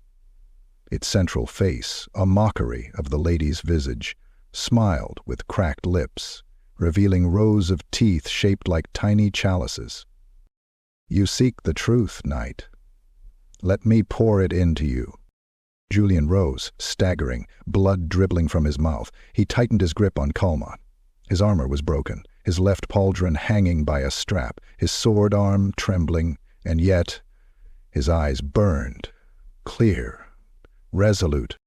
"I will not drink," he growled, "from a cup filled with rot." He charged. This time he went low, sliding beneath the creature's strike. He drove his sword into its belly mouth, twisting the blade as black bile exploded outward. The beast shrieked, a scream that shattered nearby bones and made the very air vibrate, and swung a massive fist downward. Julien barely rolled aside. The blow cratered the stone where he had been. Avelene appeared in a flash of white fire, hurling a jar of burning salt and saint's ash. It struck the false Grail's side, igniting a patch of its flesh into white-hot flame. The beast recoiled, limbs flailing, the fire biting deep. But not enough. The cavern's ceiling trembled, stalactites rained down like spears. A few impaled corpses still pinned to the walls. One shattered against the false Grail's back, but it didn't falter. Julien moved with desperation now, hacking at limbs, dodging with instinct, slicing through grasping tendrils that bled smoke. Every strike he made cost him. His arm burned. His leg gave out once he collapsed, only to rise again, using the hilt of his blade like a crutch. The creature's voice grew louder. "You are already mine, Julien. You drank when you first asked to serve. Every vow was a sip, every prayer a swallow. You carry me in your blood." Julien shook his head. "No. Maybe do you think she never spoke to you again? The lady? Because I answered first. That pierced deeper than any blade." Julien's hands trembled. Was it true? Had his visions been lies? His sacred moment at the Grail? A soul-deep delusion? Manipulated by this thing? Every act of valor, every sacrifice, every scar? Just fuel for this parasite wearing godhood like a mask? His knees buckled. The beast saw its moment. It surged forward, lifting Julien from the ground with one clawed hand, holding him aloft by the throat. "Let go. Become my chalice." Julien's world darkened at the edges. His arms hung limp. Blood poured from his nose. And then a voice. Not the creature's. Not Avelene's. His father's. "A knight kneels to rise again, Julien. Stand. The Grail tests, but it does not lie. What lies is the thing that tries to replace it." Julien's fingers twitched. Calmont shifted in his grip, and with a roar he drove the broken tip of his sword straight into the creature's eye socket, the one bearing his own face. Steel punched through meat. The creature staggered. Julien tore himself free, landing hard, coughing up blood. Avelene rushed forward, pressing a charm to his chest, a carved thornwood talisman soaked in Grail-blessed wine. Julien screamed as it burned into his skin, smoke rising from the brand. The false Grail howled and recoiled. Faith returned. "No, no, no." Julien stood. Not tall, not proud, but steady, his armor broken, his body shattered, but his heart his own. "You want a drink from me," he whispered. "Then choke on this." He threw the inverted chalice charm, Avelene's gift, straight into the beast's central maw. It hit like a hammer. There was a sound, not a roar, not a scream, but a wet rupture. Like a dam breaking inside a throat. The creature convulsed, arms spasming, limbs folding in on themselves. Its mouths began to vomit black ichor, bones, the remnants of nights long devoured. And then finally, it cracked. A rift opened from chin to chest, splitting the central body like overripe fruit. From within poured hundreds of chalices, all broken, all filled with rot, with eyes, with teeth, with tongues. They spilled across the floor, shattering on impact, releasing smoke that screamed as it rose. The false Grail collapsed, and twitched, and then lay still. The chamber trembled. The roots shrieked. The altars shattered. The skin banners burred. Of their own accord, Julien dropped to his knees, chest heaving. It was over, or so he thought, until he looked down and saw a single, unbroken chalice resting beside the corpse. It glowed, gold, pure, simple, really unmarked. Julien reached toward it, but Avelene grabbed his wrist. "Julien," she said, voice shaking, "are you ready to know if it's the real one?" He didn't answer. His hand hovered. The Grail waited. Chapter 14. The Falcon's Doubt. The chalice gleamed with impossible stillness.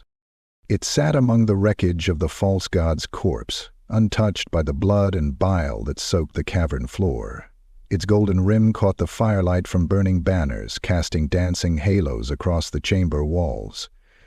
It looked so simple, humble, not adorned with jewels or wrapped in relics, just pure gold, just a... Julien stared at it, motionless. His body trembled, not from exhaustion, though his muscles screamed with every heartbeat, but from something deeper, a fracture in the soul, a hairline crack that spidered through the foundation of all he had believed. He had stood before the Grail once before. He had drunk, he had wept, he had seen the lady. Hadn't he? Hadn't he? But now he questioned everything. The creature had whispered to him. Lied, yes, but not all lies are false. It had spoken with the voice of his father, with the voice of the lady. It had known the shape of his heart, the exact pitch of his guilt. Had it spoken only deceit, or had it shown him something true, buried beneath the stories he'd clung to all his life? Julien reached toward the chalice. Avelene gripped his wrist again, firmer this time. Her eyes locked to his with raw urgency. "Julien," she said, "stop." He turned to her, hollow-eyed. "What if this one is real? And what if it isn't?" she asked. "You just killed a god that wore your face. Do you really want to risk drinking from its last breath?" Julien hesitated. His fingers hovered inches from the cup. "It feels clean," he whispered. "Pure. Like standing in a field of sunlight after weeks of rain." She didn't let go of his arm. "I've heard addicts say the same about poison," she said softly. The chalice shimmered. Inside, it held a liquid that glowed like moonlight on a lake. Smooth, calming. It promised relief, resolution, meaning. Julien closed his eyes. He remembered the day he took his oath. The day he watched his father fall, bleeding out in a swamp of chaos taint, reaching toward the Grail even as his life poured from his chest. He remembered the knights who'd knelt beside him, who whispered prayers and called the lady's name, even as their voices cracked under the weight of war. He remembered Marceau, laughing over campfire wine, saying that if the Grail turned out to be an illusion, at least they'd die for a beautiful lie. And now he had seen behind the veil. The real Grail, if it existed, was silent, distant. The false one had bellowed with power, and even in death, it had left behind this cup. Julien's fingers touched the rim. The metal was warm, but not like a hearth. Big skin. The cup shivered beneath his hand. A ripple passed through it. The liquid inside grew darker, faint at first, then deepening, gold turning to red, red to black until it resembled thick blood, still fresh. Bubbles broke the surface, each one bursting with a scent of roses and rot. Avelene gasped and stepped back. Julien gritted his teeth. He lifted the chalice. Voices screamed. The entire cavern ignited in silent uproar. The bones in the walls trembled. The broken altars wept blood. From the fissures above, roots thrashed and split apart like nerves exposed to light. Cigarette grew hot in his hand. Julien raised it to his lips. Just once. One sip. One answer. He stopped, lowered it, and spoke, voice hoarse and cracked. He turned the chalice upside down, poured it out. The black liquid splashed to the stone, and the floor screamed where it landed. It sizzled, burned, peeled the flesh-like rock into a gaping wound that spewed ash and teeth. The chalice, now empty, shook violently, cracked and shattered. Everything went still. The roots froze. The fire died. The weight that had filled the air lifted. For the first time since entering the chapel, Julien could breathe. Avelene looked at him, wide-eyed. "You did it." Julien slumped to one knee. "I don't know what I did," he said, voice ragged. "But it was mine." He looked around the desecrated cathedral of bone and betrayal, the ruined altars, the twisted remains of knights, the ashes of saints long manipulated, and then down at the fragments of the chalice. "Maybe the Grail isn't a cup," he said quietly. "Maybe it's the choice not to drink." Avelene stepped beside him, crouched down, and placed her hand on his shoulder. "You broke the lie," she said. "And that's what gods fear most." The chamber shuddered one last time. A breath, death rattle, and then silence. Not oppressive, not mocking, but real silence. Julien rose.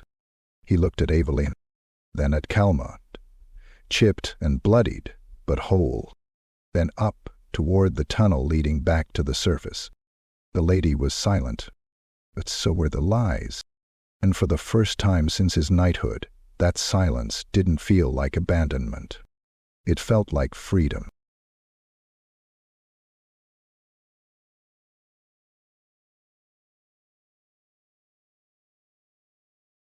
Chapter 15.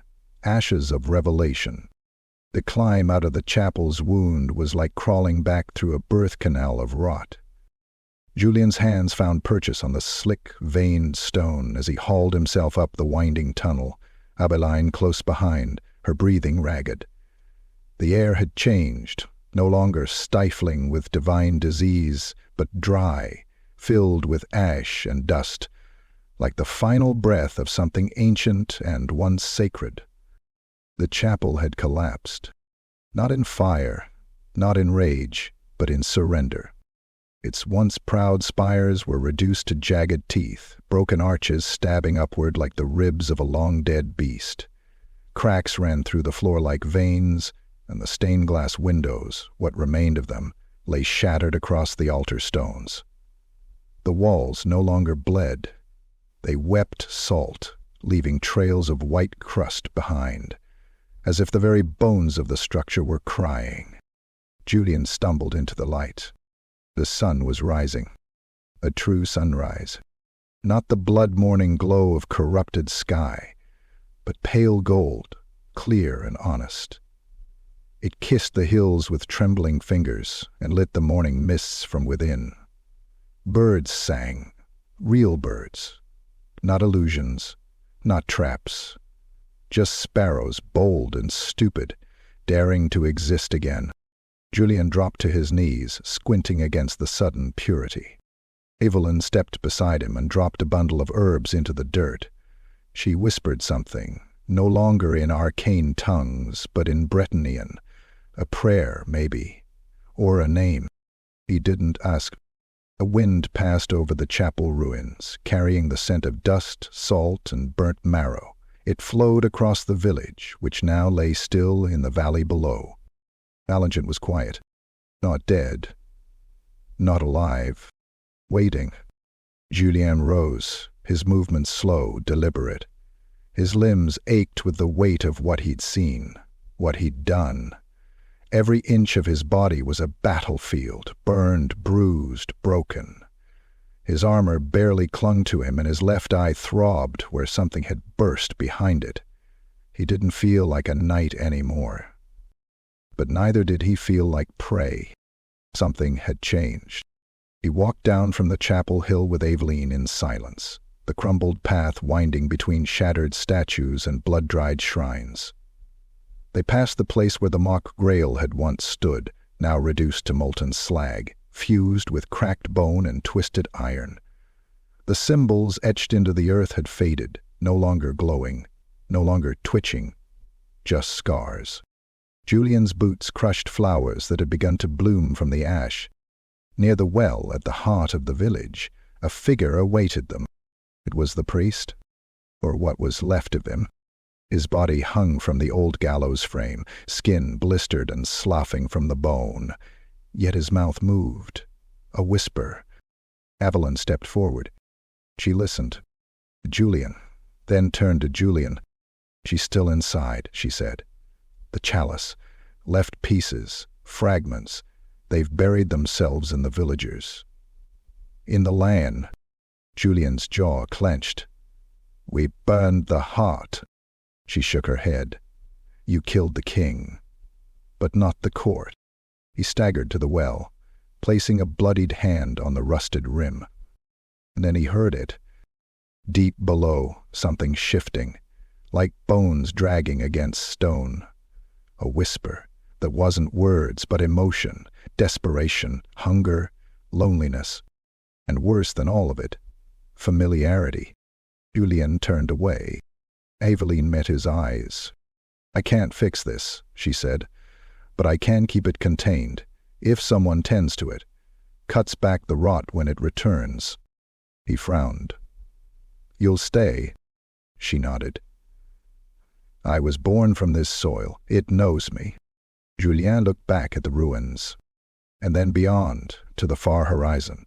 The green fields of Bretonnia awaited. Knights who had not seen what he had. A kingdom still kneeling to chalices it didn't understand.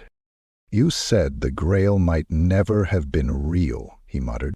"I said the one they gave you wasn't. And then what do I do now?" Avelene stepped close. reached out and placed a single thorn in his palm. A relic, a blade, a memory. "You go," she said, "and make something real." He stared at it. A thund, a weapon small enough to be missed, but sharp enough to bleed alive. Julien turned away from the village, leaving behind the husk of the chapel, the well of voices, the memory of gods. As he walked, the morning broke around him, bright and golden and clean. He did not sing. He did not weep. He walked in silence, but not alone. For behind him, in the ruins of a saint's lie, a girl began to dig, and from the earth, something new began to grow. Chapter 16. The Siege of Saint Éloi. The screams began at dusk. They rose like steam from the forest, thin at first, barely audible, but growing with every breath of wind. By nightfall the sounds had become choral, a twisted symphony of sobs, howls, and the brittle insectoid chittering of things that should not have voices. And above it all, the bell of Saint Éloi's chapel, its shattered spire long gone, rang again. Not from stone, but from somewhere deeper, below the earth. Julien returned to the ridge overlooking Valjon, silhouetted against the dying light.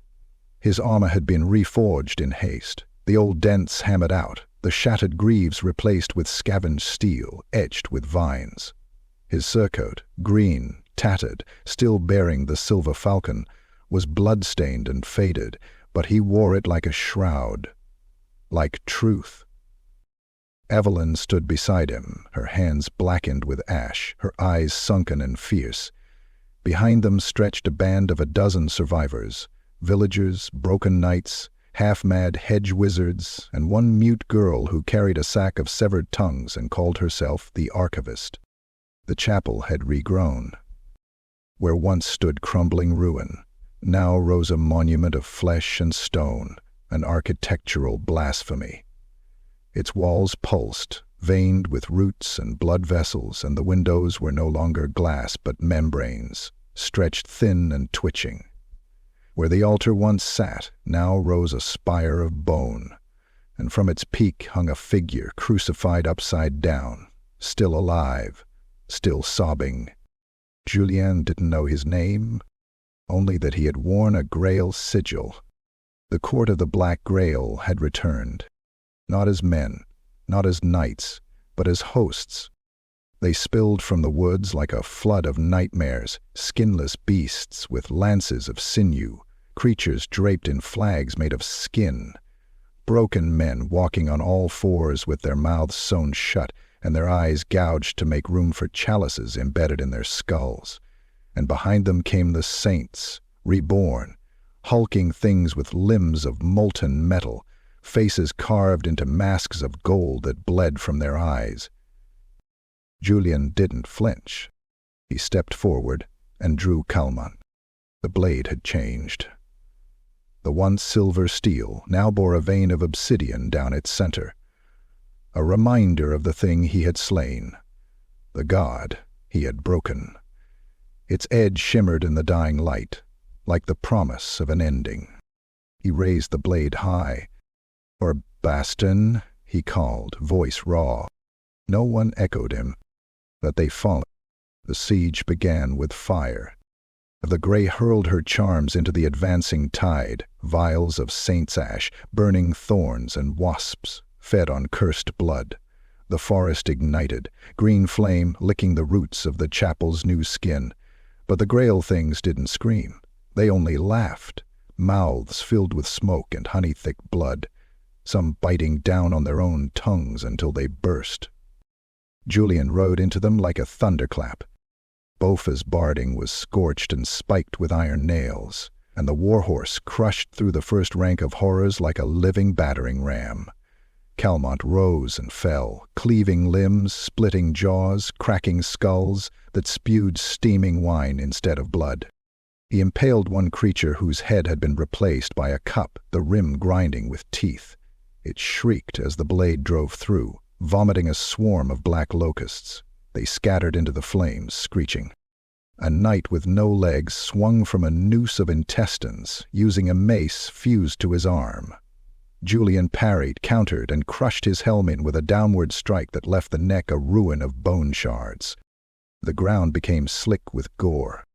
Avelene fought beside him now, wrapped in smoke and salt, chanting incantations as she drove bone daggers into kneecaps, throats, soft underarms. Her eyes glowed faintly, not magic, but purpose, lit from within by the certainty of vengeance. Then the bell tolled again. Not from above, from within the chapel's belly, a sound that made every man's heart falter. The court fell back, not in retreat, but in reverence. The great doors of the chapel, a pulsing veil of skin and gold leaf, peeled open, and through them came the Black Saint. It walked on legs of fused pilgrims. Its body was wrapped in armor carved from martyr bones, each ribcage etched with scripture. Its face was hidden beneath a veil of tongues, stitched together with holy thread, and in its chest, where a human heart should beat, pulsed a chalice, glowing with dark light. Julien charged. The Black Saint moved faster than anything that size should. Its halberd was a crucifix wrapped in barbed wire, swung with a precision only divine madness could manage. Julien's sword met it, and the force sent him flying. He hit the ground hard. Beaufort screamed, pierced by a javelin of bone, and went down, thrashing. Julien rose, limping, spitting blood. He met the saint's advance again. They clashed in a storm of fury, steel on sacred ruin. Each strike was a thunderclap. Julien fought like a dying star, bright and mad, blood streaming from his mouth, his leg barely holding. The saint struck him across the face with a haft of its weapon, and half his visor snapped clean off, revealing the broken skin beneath. The saint raised its halberd for the final blow, and Avelene was there. She leapt onto the saint's back, driving her dagger into the chalice embedded in its chest. The weapon exploded in her hand, shards of gold and bone and flame bursting outward. The saint screamed, a sound like 1,000 babies drowning, and spun, flinging her off like a rag doll. She struck the wall and did not rise. Julien howled. He threw Calmont with both hands. The blade spun once, twice, then buried itself in the saint's throat. Leet staggered, gurgled, and fell. The remaining Grail things shrieked, not in anger but fear. They fled, stumbling into fire, into blades, into the mouths of their own collapsing kin. The chapel began to collapse, roots snapping, flesh tearing, the bell tolling faster and faster, like a heartbeat in panic. Julien crawled to Avelene's side. She was breathing. Barely. Her lips moved. "What did we win?" she asked. He didn't know, but he held her hand. As the chapel of Saint Éloi burned behind them, vomiting smoke and the sound of weeping, the sun rose again. Felt pale, but bright and clean, and for the first time in a generation, the chapel sang no more. Chapter 17. Trial of the Falcon. The wind that rolled down from the chapel hill carried more than ash. It carried the scent of marrow, of wet earth stirred by death, and the faint metallic tang of blood left too long under sunless skies. Below, the remnants of Valjon lay smoldering. The last of the Grail things had fled or died screaming. The roots of the chapel still twitched now and then in the fire's aftermath, like nerves convulsing after decapitation. Julien stood amid the ruin, swaying. His wounds were grave. His left arm hung limp, the shoulder blackened from the saint's halberd strike. The plates of his cuirass were shattered, the chain beneath torn, revealing gashes across his chest that bled, slow and steady. His eye, once a calm hazel, had gone milky ike, ruptured during the clash. But he stood, because one figure still lived. One last knight had not fallen. Sir Maro, not the thing that had warmed his body before. The man, he had crawled from the wreckage as the chapel collapsed, reborn not by miracle, but by absence. The chalice once fused to his chest was gone, burnt away by Julien's blade and Avelene's spellwork. But what remained was a ruin of the proud knight Julien had once called brother. His skin was ashen, but his eyes were clear, and that was enough. They met at the edge of the hill, where the chapel's shadow no longer reached. The grass here was sparse, the ground churned from the battle, the soil packed with ash and bone dust. A shrine lay cracked in half nearby, the statue of the lady toppled, her face shattered beyond recognition. Julien didn't speak. Neither did Marceau. Some things don't need words. They bowed, not ceremonially, not in pomp, but with pain and memory and the heavy silence of ghosts. Then they charged. It wasn't elegant. This wasn't the duel of courtly tales. It was raw, brutal, ugly. Julien struck first, a heavy overhead slash that met Marceau's rusted longsword with a clang of sparks. Marceau countered with a bash of his shield, one made of stitched skin and burnt heraldry, and slammed it into Julien's ribs. Julien grunted, spat blood, slashed sideways. The blade carved across Marceau's arm, splitting through old leather and rotted flesh. But Marceau didn't scream. He gritted his teeth and drove forward, ramming his shoulder into Julien's chest, knocking him down into the ash. He rolled, grappled. Fists struck helm and jaw. Blood sprayed from cracked lips. Bones groaned with each impact. Julien twisted free, elbowed Marceau across the face, the crack of cartilage bursting like wet parchment, and staggered upright. Marceau rose too. The two stood again, panting, swaying. Julien's sword drooped. "My," he asked, voice raw, "why did you drink it?" Marceau laughed, not mockery, bitterness. "I thought I'd find her there," he said. "The lady, in the silence, but all I found was hunger that knew my name."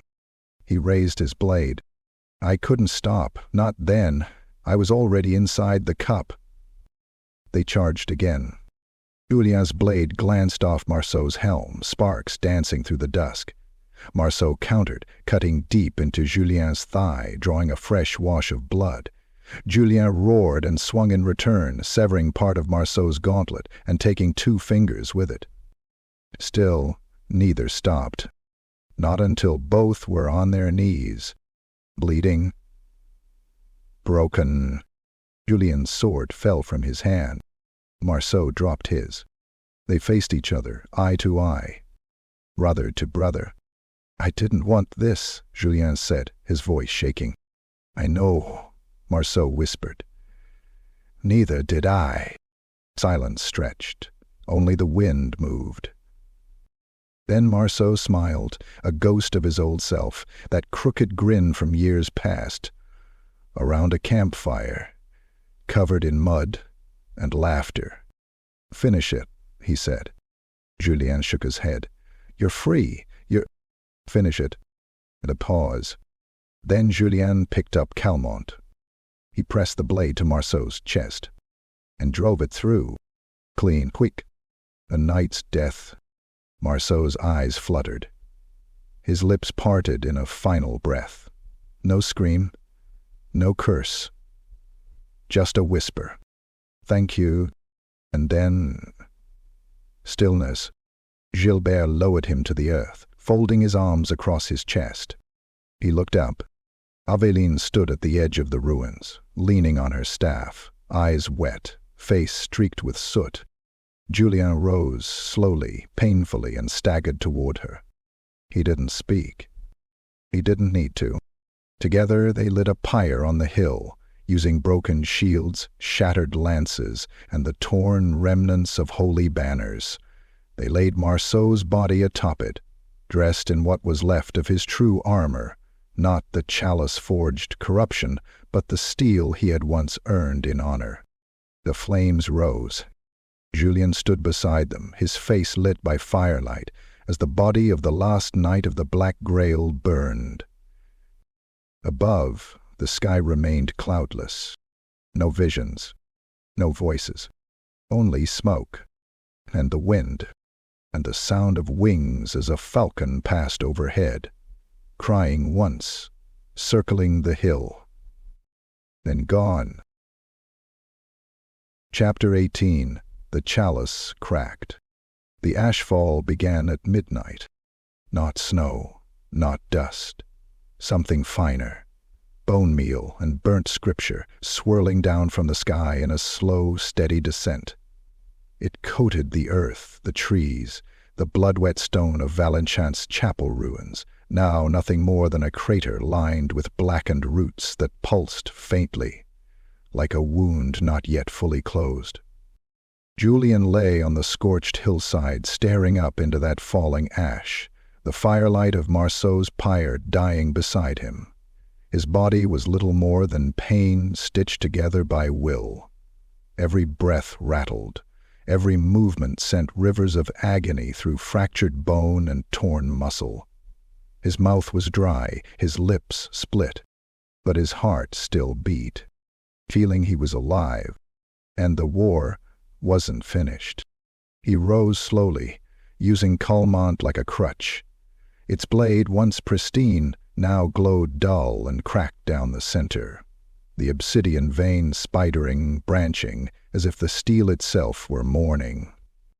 Avelene approached from the tree line, her robe torn and smeared with oil and blood, her hair matted with cinders.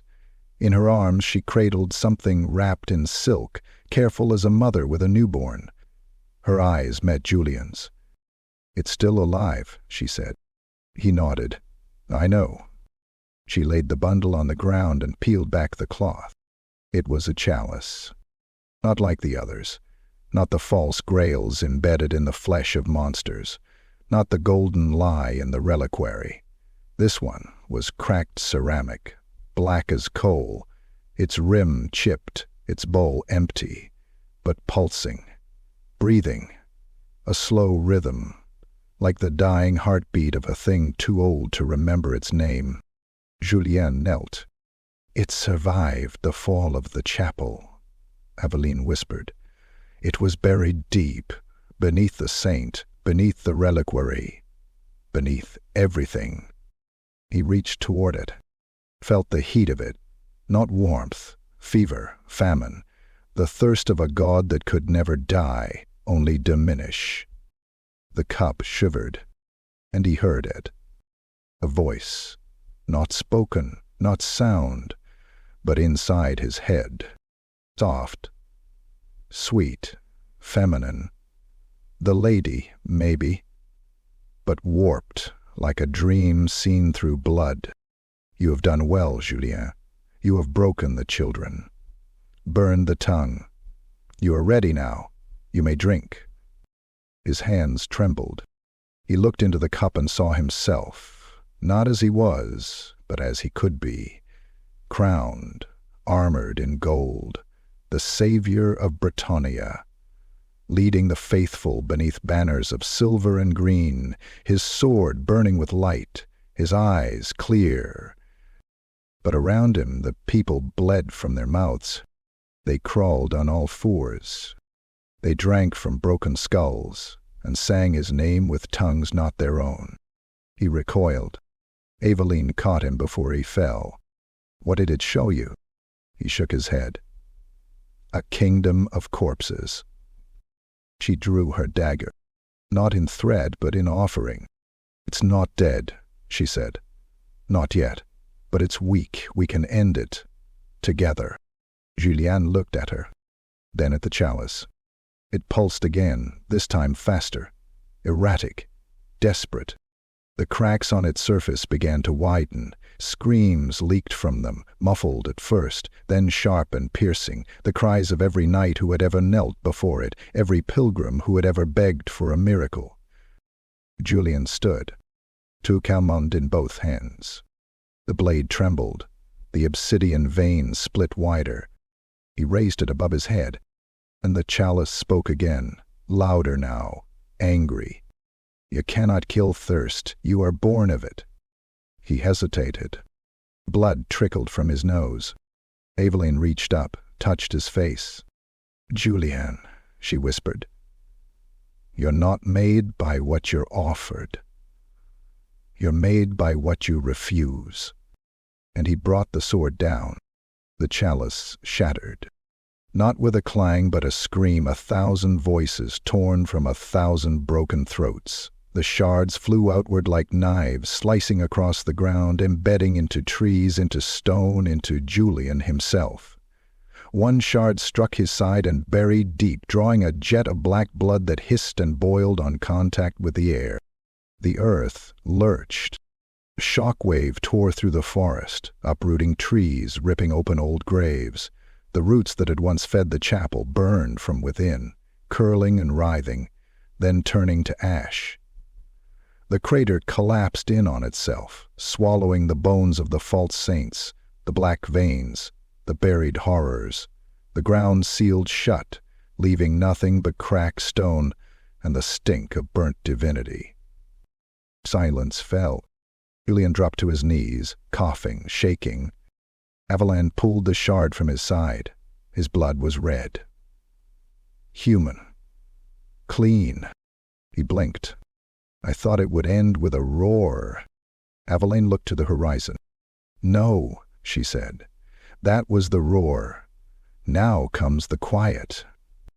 They buried the remnants of the chalice in a pit behind the old chapel wall, what little remained of it.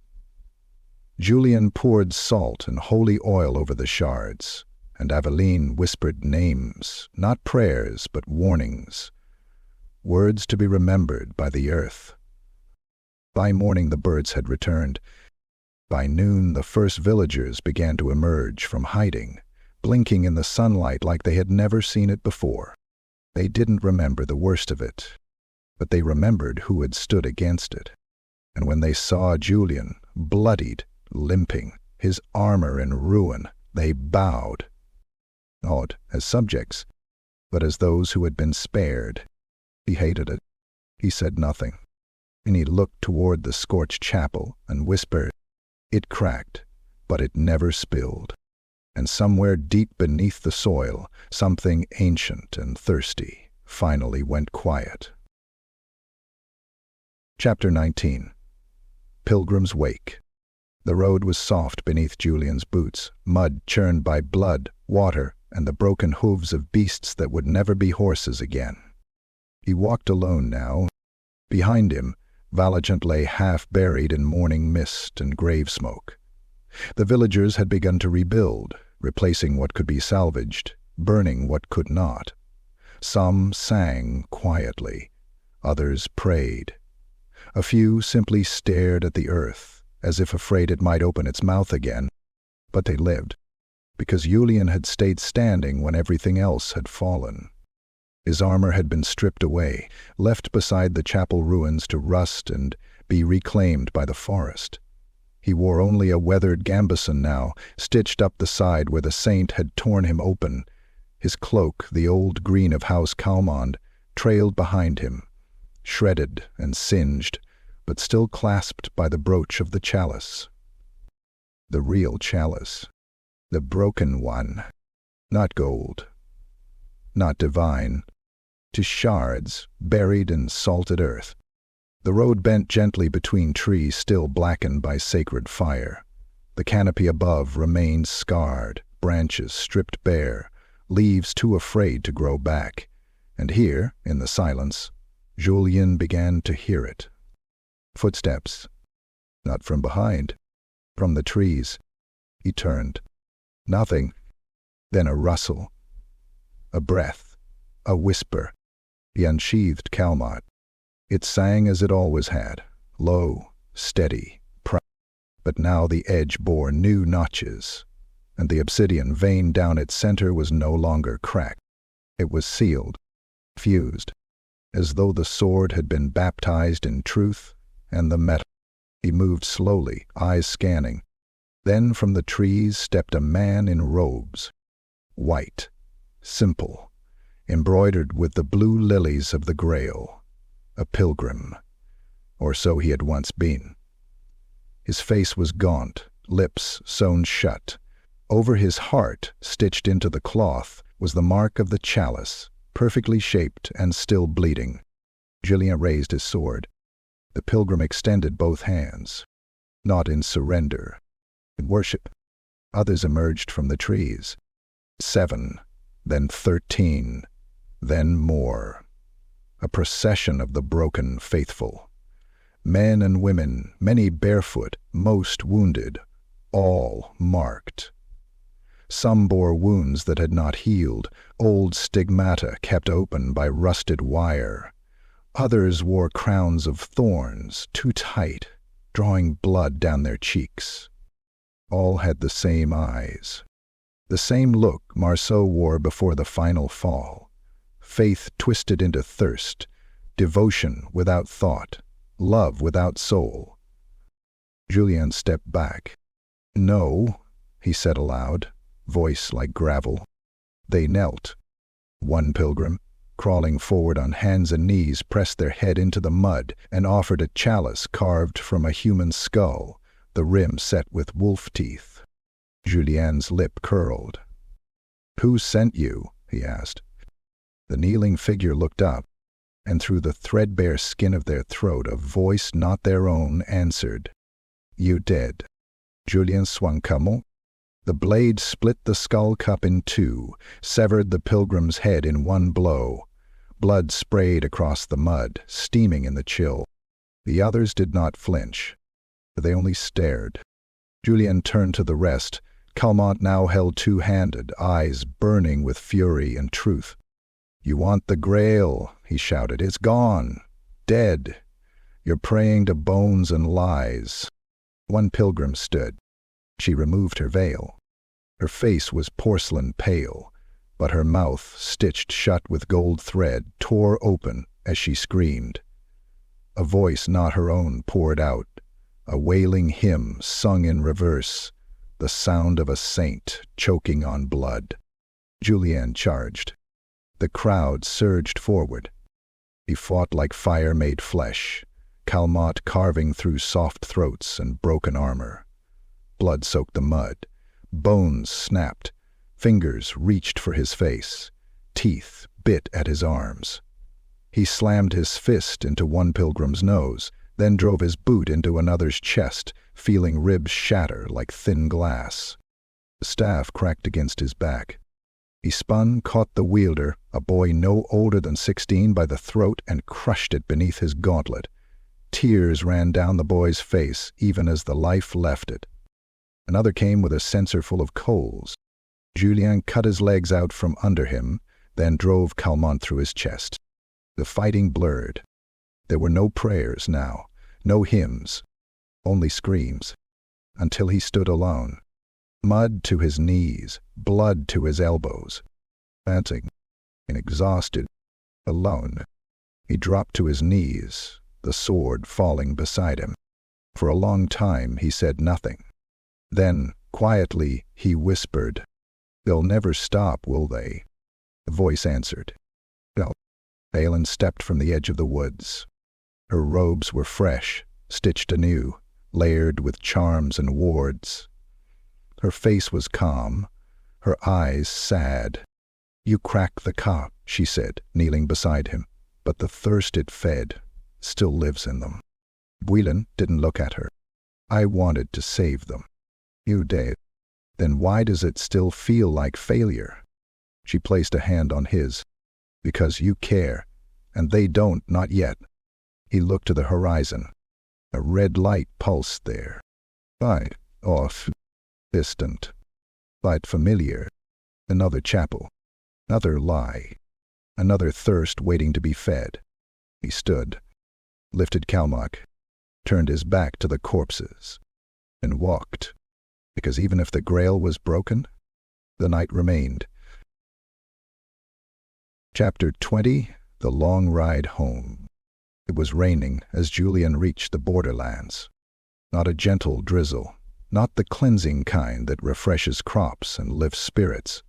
This rain was cold, thin and sharp like glass needles. It slid down his skin like regret, soaked through his cloak, and ran in rivulets along the edge of his sword.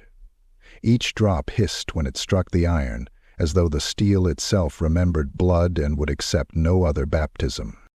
Beaufort walked at his side, limping, scarred but alive. The great war-horse bore new barding, patchwork leather bound with twisted wire and old sigils etched in charcoal and salt. Julien had wrapped his saddle with a length of linen stolen from the remains of a Grail altar, not for honor, but to keep the rot from touching the leather. The land here was open, with hills like knuckles and sparse trees bent eastward by old winds. The path was nothing more than wagon ruts drowned in mud. No mile markers, no shrines, no pilgrims. Julien had burned every one he passed. He crested the final ridge before the road to Breville and looked down at a caravan of knights. Not errands, not questing. These were Grail knights, armored and proud, riding in formation beneath banners that bore the shining chalice and the lilies of Bretonnia. Their armor gleamed. Their faces were masked. They hadn't bled yet. Julien narrowed his eyes.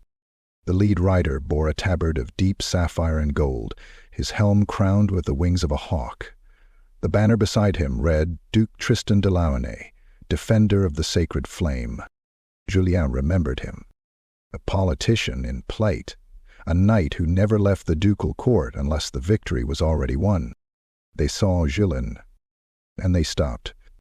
He walked toward them slowly, Calmont sheathed at his side, his body hunched beneath the weight of wounds that hadn't fully healed, and truths that never would. One of the squires stepped forward, hand on his sword. "Name yourself," he barked, "and kneel. You are in the presence of a sanctified host." Julien stopped 5 paces short of the line. His voice was hoarse. "No sanctity here." The squire bristled. "You walk under no banner. That armor bears no crest." Julien said nothing. Rain dripped from his brow, trailing down the deep scar that carved across his ruined cheek. One of his eyes was still milk-blond. His lips were pale. But his stance was firm. His hand rested on the hilt of a sword that looked like it had drunk more blood than wine. Duke Tristan finally spoke.